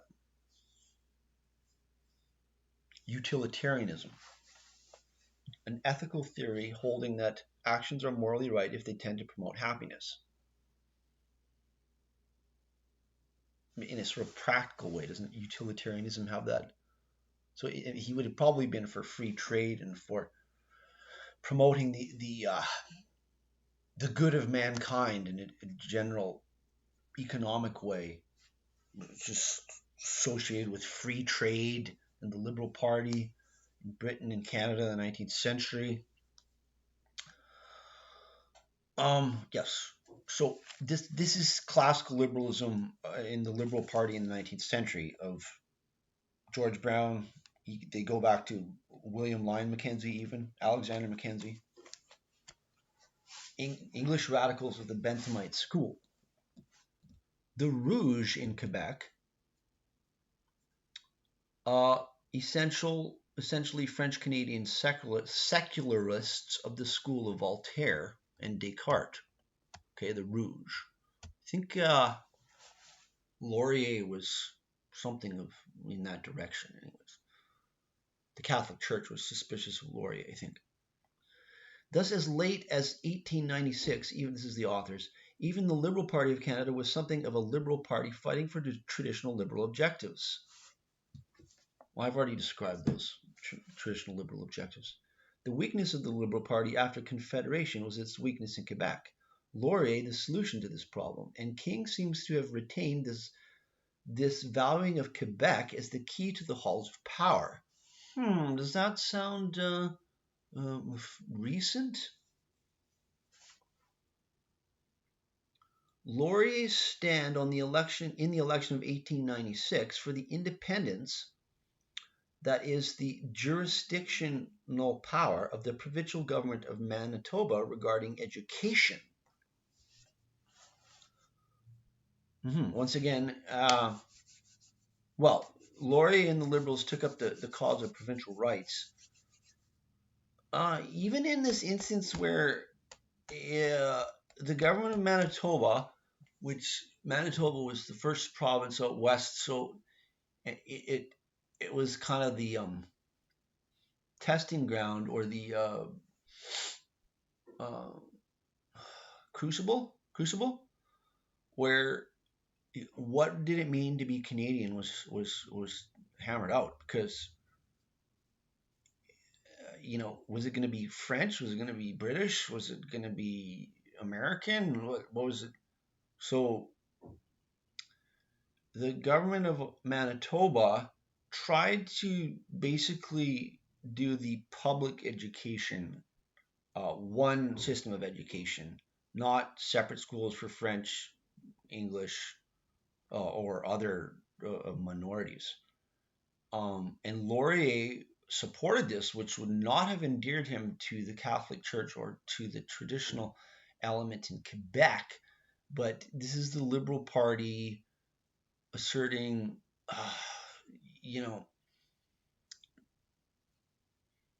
this is them like being the opposite of identity politics. This is the Liberal Party supporting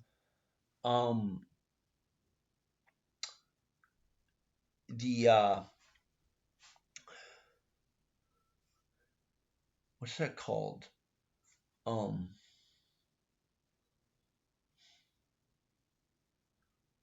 The melting pot. This is the Liberals Party supporting the melting pot of one Canadian identity taught in public schools, not identity politics. So Laurier still takes a stand for this, but King. So yeah, this was the last victory fight for classical liberalism by the Liberal Party.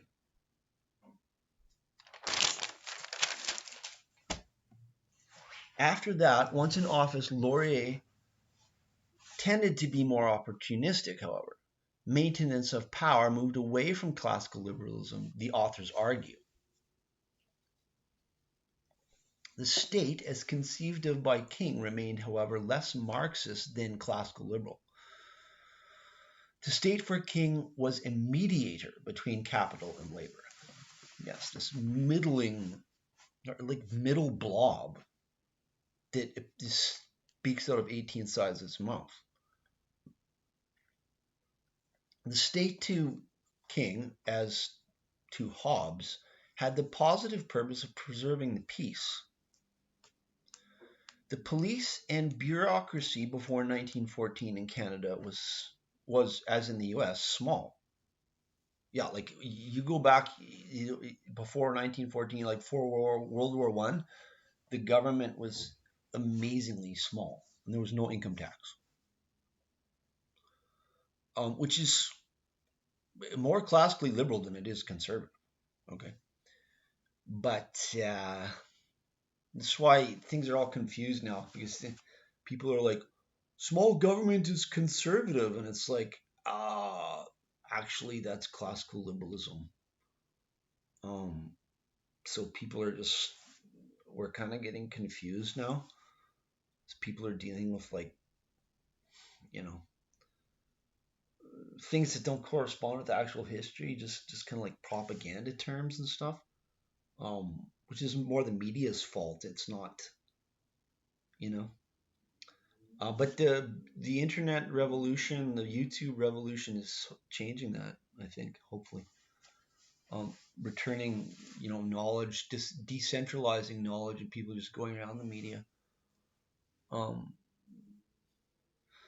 So yes, but King maintains this elitist idea that the prime minister needs to dictate to parliament, and he writes that in his book Industry and Humanity, page 426. Let's see if we get a quote from his book on that, because that is very Liberal Party, epitomized by Carney, but also Pierre Trudeau, Justin Trudeau. Once again, was not intelligent enough to do that, but he certainly, when he showed up in the House, he talked like that. But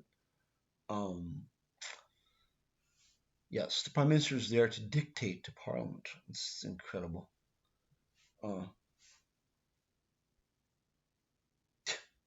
Yes, on the political level, the Prime Minister must be able to dictate to Parliament. Page 496 of Industry and Humanity. Hilarious quote on King in the Prime Minister's office doing nothing, or as close to nothing as possible, intentionally. This is incredibly cynical. Okay, so this they reiterate this in the conclusion, but this is I don't know what to say about this. So, quote, fundamentally, King did nothing, however. this on purpose. On purpose. Okay? You're not there to do, like, anything except stay in power. That's all you're there to do. So if that means you just say you're going to do something, but then you don't, when you're in power, that's what you do, which is basically nothing. This is a purposeful political philosophy. What is going to happen? It's a view of just staying in power for its own sake, for those in power. It doesn't help anything in the community. So it's an elitist view of politics that I think we can say originated in Canada with Mackenzie King in the Liberal Party.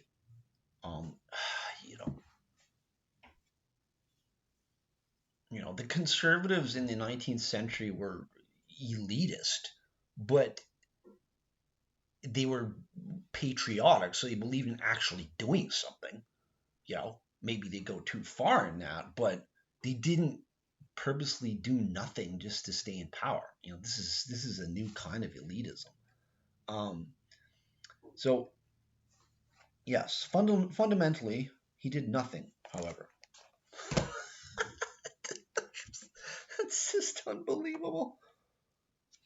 This is Canada, or the Liberal Party's after Mackenzie King's contribution to the world. Okay, what an incredible theory of. Although that idea is also satirized in the British TV show from the 80s, Yes Minister. That the bureaucrat in there, Humphrey, he's just like Mackenzie King. Okay, it's like the bureaucracy in power for its own sake. Okay.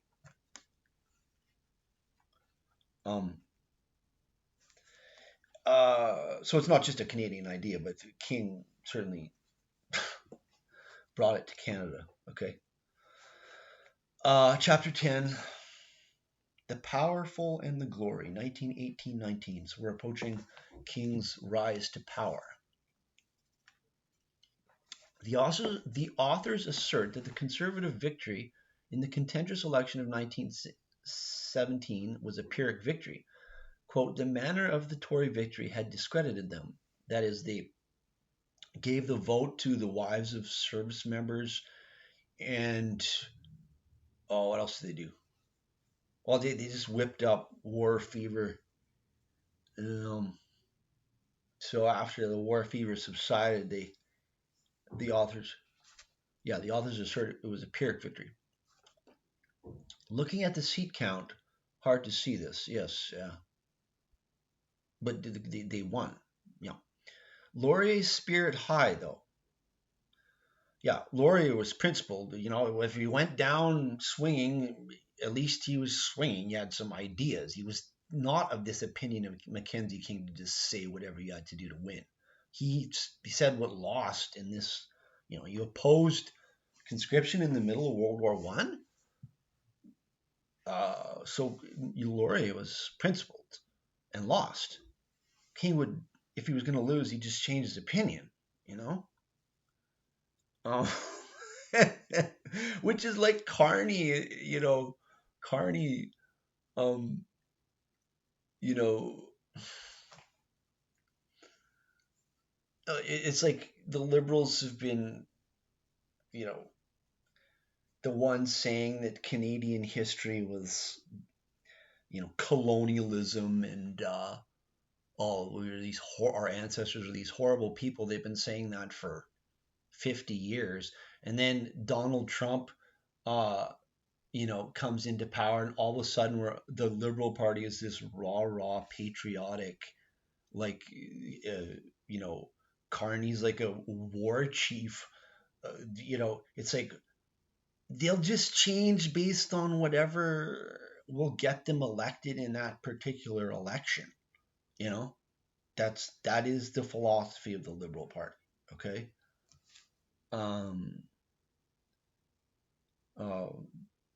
So Laurier's spirit remained high even after losing, because he was proud that he stood on his principles. Yeah, and because being the underdog, he was in more fighting form and in his element as a liberal, as a classical liberal.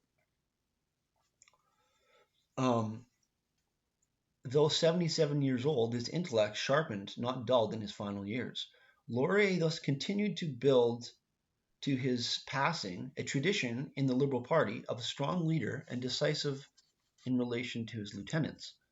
So they assert Laurier, this is the authors, commenced the tradition strategy in the Liberal Party of purposely... I'm not sure about that.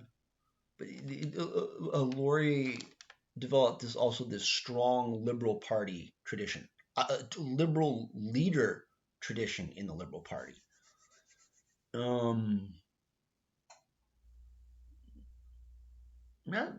Canada actually always had kind of strong Liberal Party leaders, but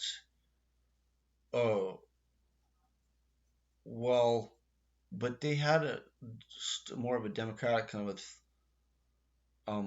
ethic. But Laurier definitely kept his lieutenants in line, he's saying, and this was continued by King as well. So, this part of Laurier's legacy was picked up on by King. They contrast this with the liberalism of the Liberal Unionists, longtime Finance Minister W.S. Fielding, who, when push came to shove, stood for English-Canadian patriotism over sly positioning. Yes, well, the Liberal Unionists, both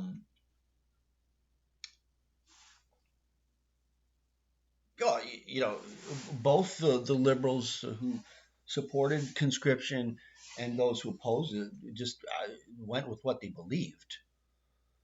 And now you can see how contentious that would be, because you're asking somebody to choose over their ideas over patriotism in wartime. That's a really tough decision.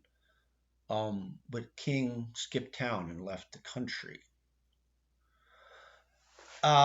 This subsequent liberal trait shown by the subsequent ethic that took over the Liberal Party, this more sly positioning thing, demonstrated that Fielding was disqualified from the leadership in the convention that elected Mackenzie King. So Fielding had taken a stand based on what he believed in, but this Mackenzie King was chosen over him. Okay? Now, who chose Mackenzie King? How did he get the leadership? He's been hanging in the wings working for J.D. Rockefeller, but he sees that Laurier is getting old and going to die, and so he sneaks back into Canada. The defection of the Liberal Unionists was bitter, with the faction that had stuck to Laurier considering the defectors traitors to the party and disqualified from the leadership. 1918 saw the announcement of J.N. Francoeur. I searched J.N. Francoeur. To table succession in the Quebec separatism of Quebec in the Quebec legislature. So this first occurs in 1918, and there are anti-conscription riots in Quebec City. Okay, so J.N. Francoeur was a Quebec provincial politician. The Liberal Party of this point already reeking of Eastern Canadian establishment, as seen by the membership of the Canadian Reconstruction Association after World War I. This is the members of the Canadian Reconstruction Association. We have Western Canadian farmers and BC loggers. No, we have Lord Shaughnessy, president of the CPR, quote, elder statesman of the Canadian moneyed interest. Wow, there's a title. Sir Augustus Nanton and Huntley Drummond. I mean, are you kidding me? A guy named Huntley Drummond? A financier. Wow, that is so Central Canadian establishment. And you wonder why in the Western Canada, just started to produce third parties like Huntley Drummond running the show. Okay. Yes. No one on the Canadian Reconstruction Association from Alberta, Saskatchewan, or British Columbia, Manitoba. I'm not sure. Or the Maritimes. I don't know. Yes. The Canadian Reconstruction Association comes out for, quote, the Rockefeller Plan. Oh, you could have guessed that one. To avoid Bolshevism, that is the establishment of company-controlled unions. Company-controlled unions? That's like saying dry water. That's like a contradiction of terms. That's like a Mackenzie King-ism. Okay, company-controlled unions? It's like, no.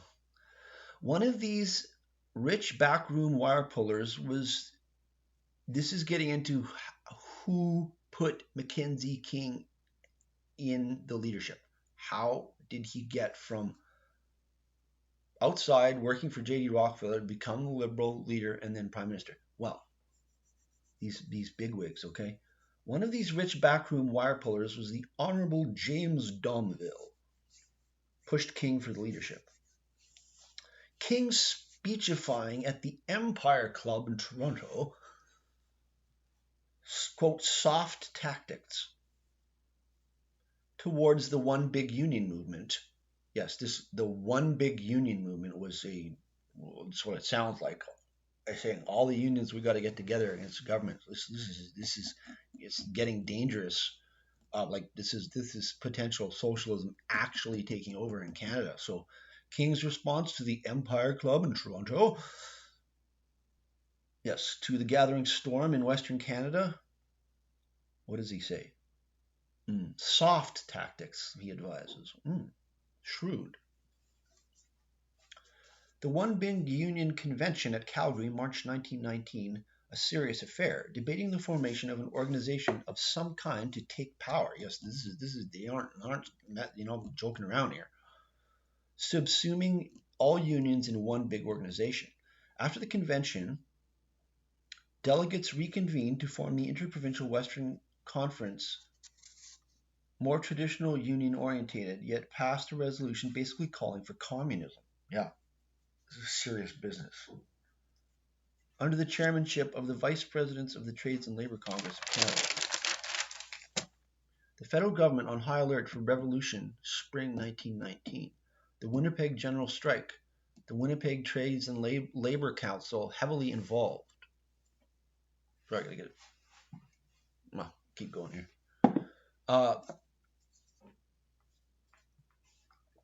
Strikes in particular industries underway in Toronto and Vancouver, besides in Winnipeg. The Winnipeg Free Press casts returning soldiers.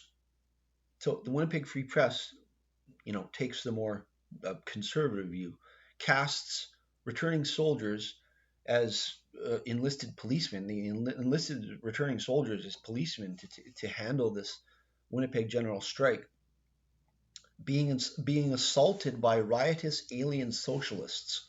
Yes, this is the Winnipeg Free Press was a liberal paper, actually. So, but once again, the Liberals, not socialistic here, at least not the Winnipeg Free Press.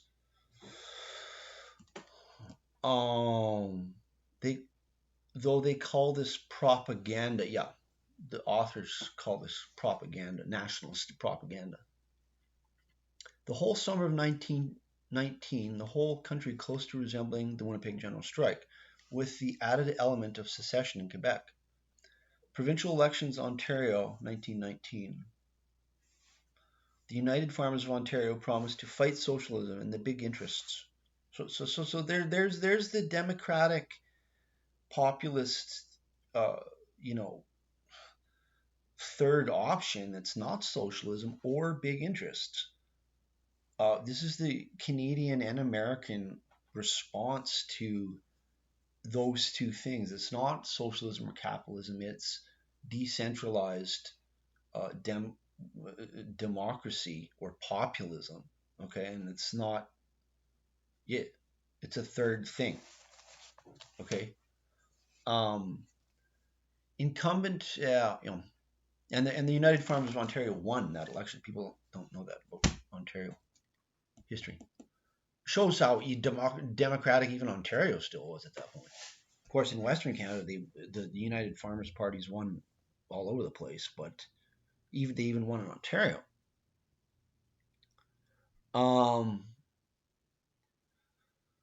Yeah, we really need that today. It's somebody's these either or American view of things, where you got Trump or social or communism. I mean, there's a third way, which is more the democratic populism. So no Labour Party in Quebec. That shows the Labour Party's British connection. But the Labour Party was electing MP, or a small number of MPs in English Canada. Laurier dies. Could the Liberals find someone to appeal to the turbulent temper of the times? Laurier had emphasized the need for a grand Liberal convention where delegates from across the country could choose a leader. An East-West split developed in the Liberal Party leading up to the convention. This is very pivotal for the history of Canada. This election right here, or this convention. The Liberal Party is it going to go? There's an East-West split developing the Liberal Party. This is the origin of the demise of the Liberal Party in Western Canada. So what happens? An East-West split in the Liberal Party developed leading up to the convention of 1919. The Honorable Charles Murphy, quote, the only first-class politician among the old Laurier gang. Okay, so Charles Murphy was the old Laurier liberal. King's speech to the Empire Club at this point, worthy of analyzing in W.L.M. King's The Message of Carolyn? What is that? The Message of Carolyn. I don't even know what that is.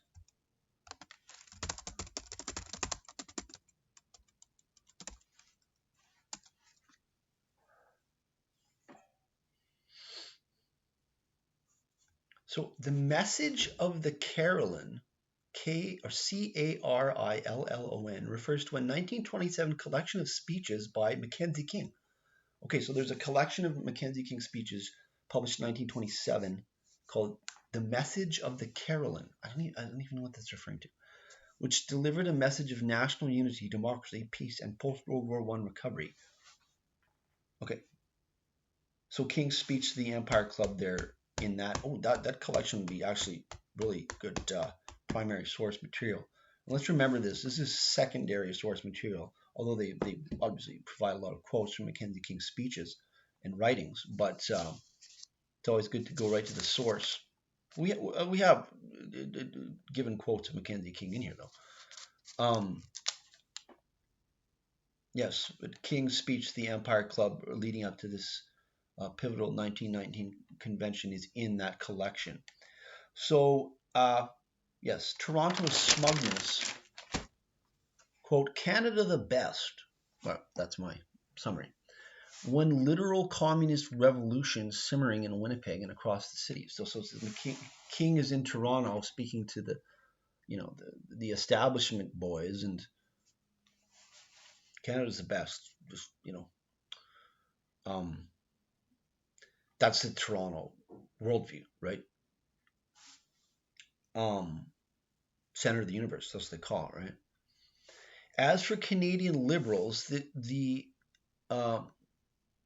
point of politics consists in discovering someone, this is a quote from the authors, or some line which will go down with voters. Yeah. As for Canadian liberals, the point of government or of politics consists in discovering someone or some line that will go down with voters. It has nothing to do with leading or being led by the people, nor with solving the problems of the community living, unquote. The goal is, quote, election success, power. Laurier had been conscious of this positioning, not identifying with one group, but remained principled. The majority of convention were loyal to Laurier. So the majority of the convention was leaning towards picking a Laurier loyalist, whereas Laurier had not particularly liked King, and then he split town when things were getting contentious in World War I. So how did King win? But a substantial minority at the convention tended to think of the Liberal Party as a device for getting power, dealing with issues as they arose and making compromises. This, the King wing, it won. Rodolphe Lemieux, Quebec Wire-puller, MP 1896 to 1930. Oh, that's a long period of time. It's like 34 years, but I'm not sure if that's the dates. But anyways, a Quebecer with imperialist sentiments. Okay, that's interesting. Disaffection. So one of these backroom guys is Rodolphe Lemieux. Disaffection in liberals from the West set in after the election of 1917. Why? There was bitterness that the party was dominated by the, quote, moneyed interest. Okay? So the Liberal Party getting dominated by these backroom boys is what alienated Western Canada, and King, I guess, symbolized that. The corporations, the trusts, the professional politicians of both parties, in a word, the moneyed interest, from a letter written by a Manitoba Liberal, A. MacLeod, to Laurier, January 5, 1918. There's some golden primary source information. Okay, this is the Western Canadian view. Yeah, this is unbelievable. This is from this letter by this Manitoba guy to Laurier who actually read letters from his like voters. Okay, how about that? Quote, "We have lost everything in the West except our principles and honor. But with these intact, we may live to fight another field and perhaps win. We were fighting big odds, the corporations, the trusts, the profiteers, the grafters, and the professional politicians of both parties. Uniparty, uniparty, uniparty. In a word, the moneyed interests. But the worst of all in Manitoba was the lack of newspapers to express the liberal view. The free press, you see, this guy's still a long-time supporter of the Liberals, but the Liberals sold them out. Or he's saying, he's afraid they're going to sell them out. The free press, that's the Winnipeg Free Press, simply sold out the Liberals to the big interests. Oh my goodness, this is over 100 years ago. And it's sounding just like today. We must have an exponent of liberalism in Winnipeg. Wow. We must have an exponent of liberalism in Winnipeg. Even our friends, the enemy, expect it. And make sure to say that they will do all in their power to make the road as difficult as possible to travel. And I have no doubt they will do their best to put difficulties in our way." So this is the traditional democratic liberal view that saw the conservatives as the old boys club. And he's afraid that the liberals are betraying this. And that's, Mackenzie King, obviously, hobnobbing with J.D. Rockefeller. He's not from this, farmer, small business owner tradition in the Liberal Party. And that's where the Liberal Party lost. Western Canada never voted for them again. To this day, it's been over 100 years.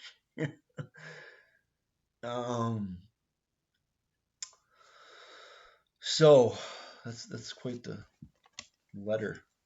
But obviously, he thinks Laurier would agree. Laurier did agree with that. That's why he was writing like that. So why is this bitterness that the party was dominated by the moneyed interest? They sensed that the party was going this way. The Quebec wing swung behind King at the convention, the product of the backroom boys in the party in Quebec having fixed it for King. The months leading up, these backroom boys, namely Rodolphe Lemieux and the Honorable Charles Murphy. So Murphy, I guess, declined the leadership and pulled behind King. King never forgot his kingmakers from Quebec. King in 1917 maliciously attacked the Tory victory in 1917 as a fraud designed to win the election and not the war. Yeah, that's... But he split the country.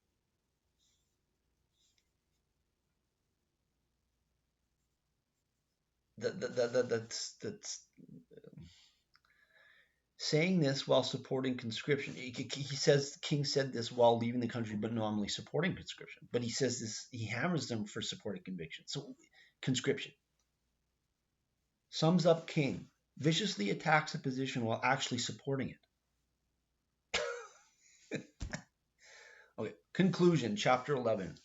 King, a man of the times, in placing himself in the thick of the power pull between capital and labor that defined these times. This is the first 3 or 4 decades of the 20th century. King was no fool, knew where power lay. His success, not luck, he made his success. That's the authors, page 327. Quote, he had a much clearer view of society than a superficial examination of his sentimental rhetoric would lead one to expect. Yeah, so it's not that King was a fool. He was saying everything on purpose to, appeal to a particular group to get power and to maintain power. The social antagonism, which Mackenzie King so clearly appreciated, the social antagonism, but he just saw it to take advantage of it, not to fix it. Laurier, like Bentham, more democratic, populist, in the author's words, quote, believed in going to the people. King, on the other hand, was an expert, an elitist, believed that people were only capable of faith in the experts, who alone were capable of both ends and means. My dad has related anecdotes about Mackenzie King later in the 1930s. Just, his way of electioneering would just be to go in Western Canada, would just be to go to each province and promise money for whatever he thought was going on in that province at the time. That was when he was later established. So, quote, to the natural liberals of Canada, that is, the small farmers and small merchants, Mackenzie King paid comparatively little attention. They were not big enough or important enough. He concentrated upon the forces of labor and capital. Less an elite than a groveler to elites, that's what I say. King opposite of his revolutionary grandfather, on the side of the big interests. The author's judgment, quote, some people may denominate all this as, quote, smart politics. We prefer to think of it as the kind of conduct which, in the long run, discredits parliamentary democracy, unquote. Wow. Man, you can say that about the Liberal Party. Then, yeah, they gain power, but what do they what do they do? They gain power. That's all they do. And does that, in the end, they say, well, they said what their opinion of that is. Quote, he, that's King, would use phrases as forceful as the temper of the people and then betray them, unquote. Quote, in matters of detail, Mackenzie King was ever a man of genius, shrewd, amoral, and a nice judge of human passions and weaknesses, unquote. Quote, in the process, he transformed substantially the character of the Canadian government. Wow.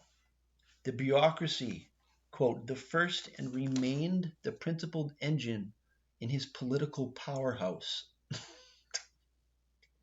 Yes, this is the rise of the big bureaucracy from which the Liberal Party has never looked back. And when the Conservatives get in, they don't do anything about it. So that's why it's a uniparty. Quote, his enemies were by his own lights either mean reactionaries or impractical anarchists. So the Conservatives were the mean reactionaries and the Socialists were the impractical anarchists. Incredibly cynical. Because even as socialists, at least you can say they're idealistic. King has no principles whatsoever. And the Liberal Party, and you can say the Uniparty.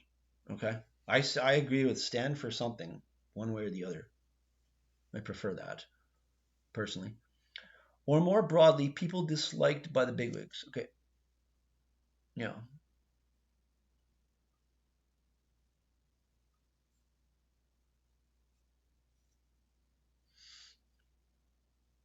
Yeah, his enemies were, this is quote, his enemies were by his own lights either mean reactionaries or impractical anarchists. Quote, he posed as the student in politics, the earnest would-be professor, torn reluctantly from scholarship. Conciliation, his species of magic, that is identity politics. Yeah, well, yeah.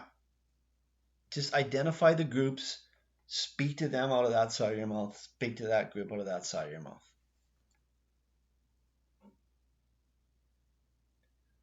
For power. And that sums up the age of Mackenzie King. I will, given that I said I would, just give a closing note on the later years of the authors. I'm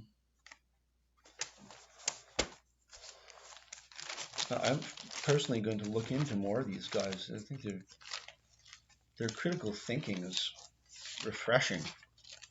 A lot of Canadian scholarship tends to take the mainstream view, but these guys are real critical thinkers. Oh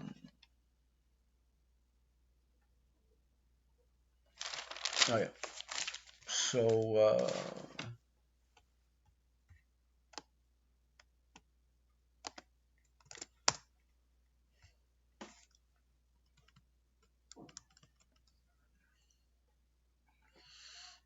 so as for Harry Ferns,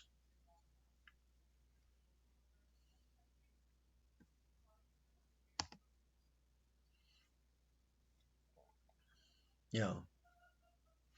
So Harry Ferns was and wasn't the same man later in life. Clearly, the past still haunted him. His treatment at the hands of Canada's Liberal establishment.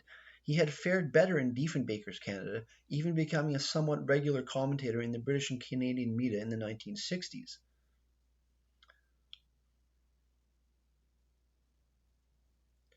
He moved steadily rightward in his own quixotic fashion. In 1957 he had cheered Diefenbaker.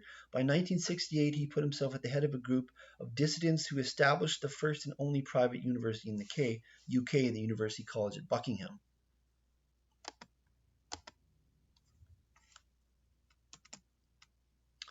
When Ostry asked him to work on another volume on King, Fern was already at work on a book called The Road Back from Serfdom.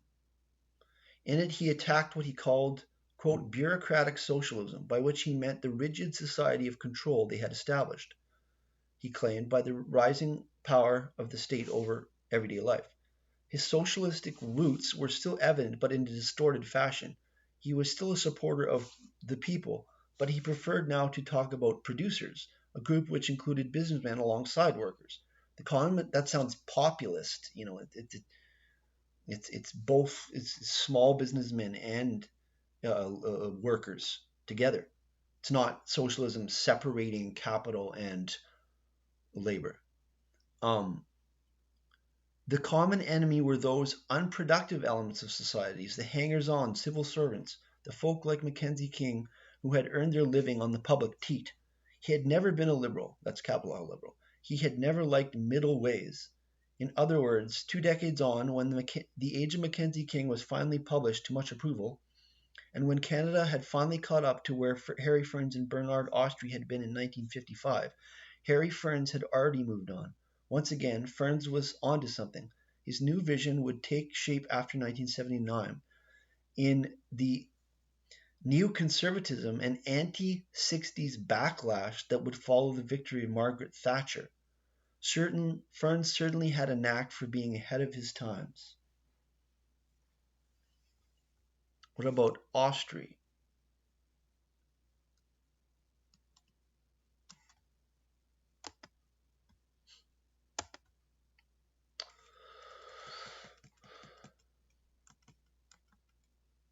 So Bernard Ostry left nothing to chance. In 1955 he had charmed his way into the lives of the old and established with remarkable success, but he was still a newcomer. His closest friends in Ottawa were junior MPs and political staffers. This time he arranged for promotional quotes, reviews, and essays by some of the leading journalists and academics in the country: Peter Newman, George Grant, Larry Zolph, John Gray, Dalton Camp, Donald Creighton, W.L. Morton, Kildare Dobbs, and others. Ostry wrote to Mordecai Richler to get him to work on his friends at the Book of the Month Club. He encouraged Hugh Segal, then working for the Premier of Ontario, to have the book considered for use in schools. The sales were not incredible, although at least as respectable as the first time round. The public reception in the media, though, was entirely different and decidedly warmer. This is in 1976.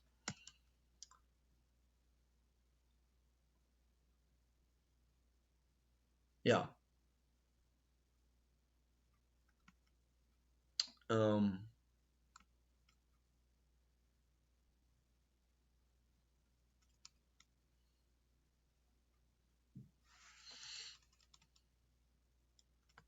well, they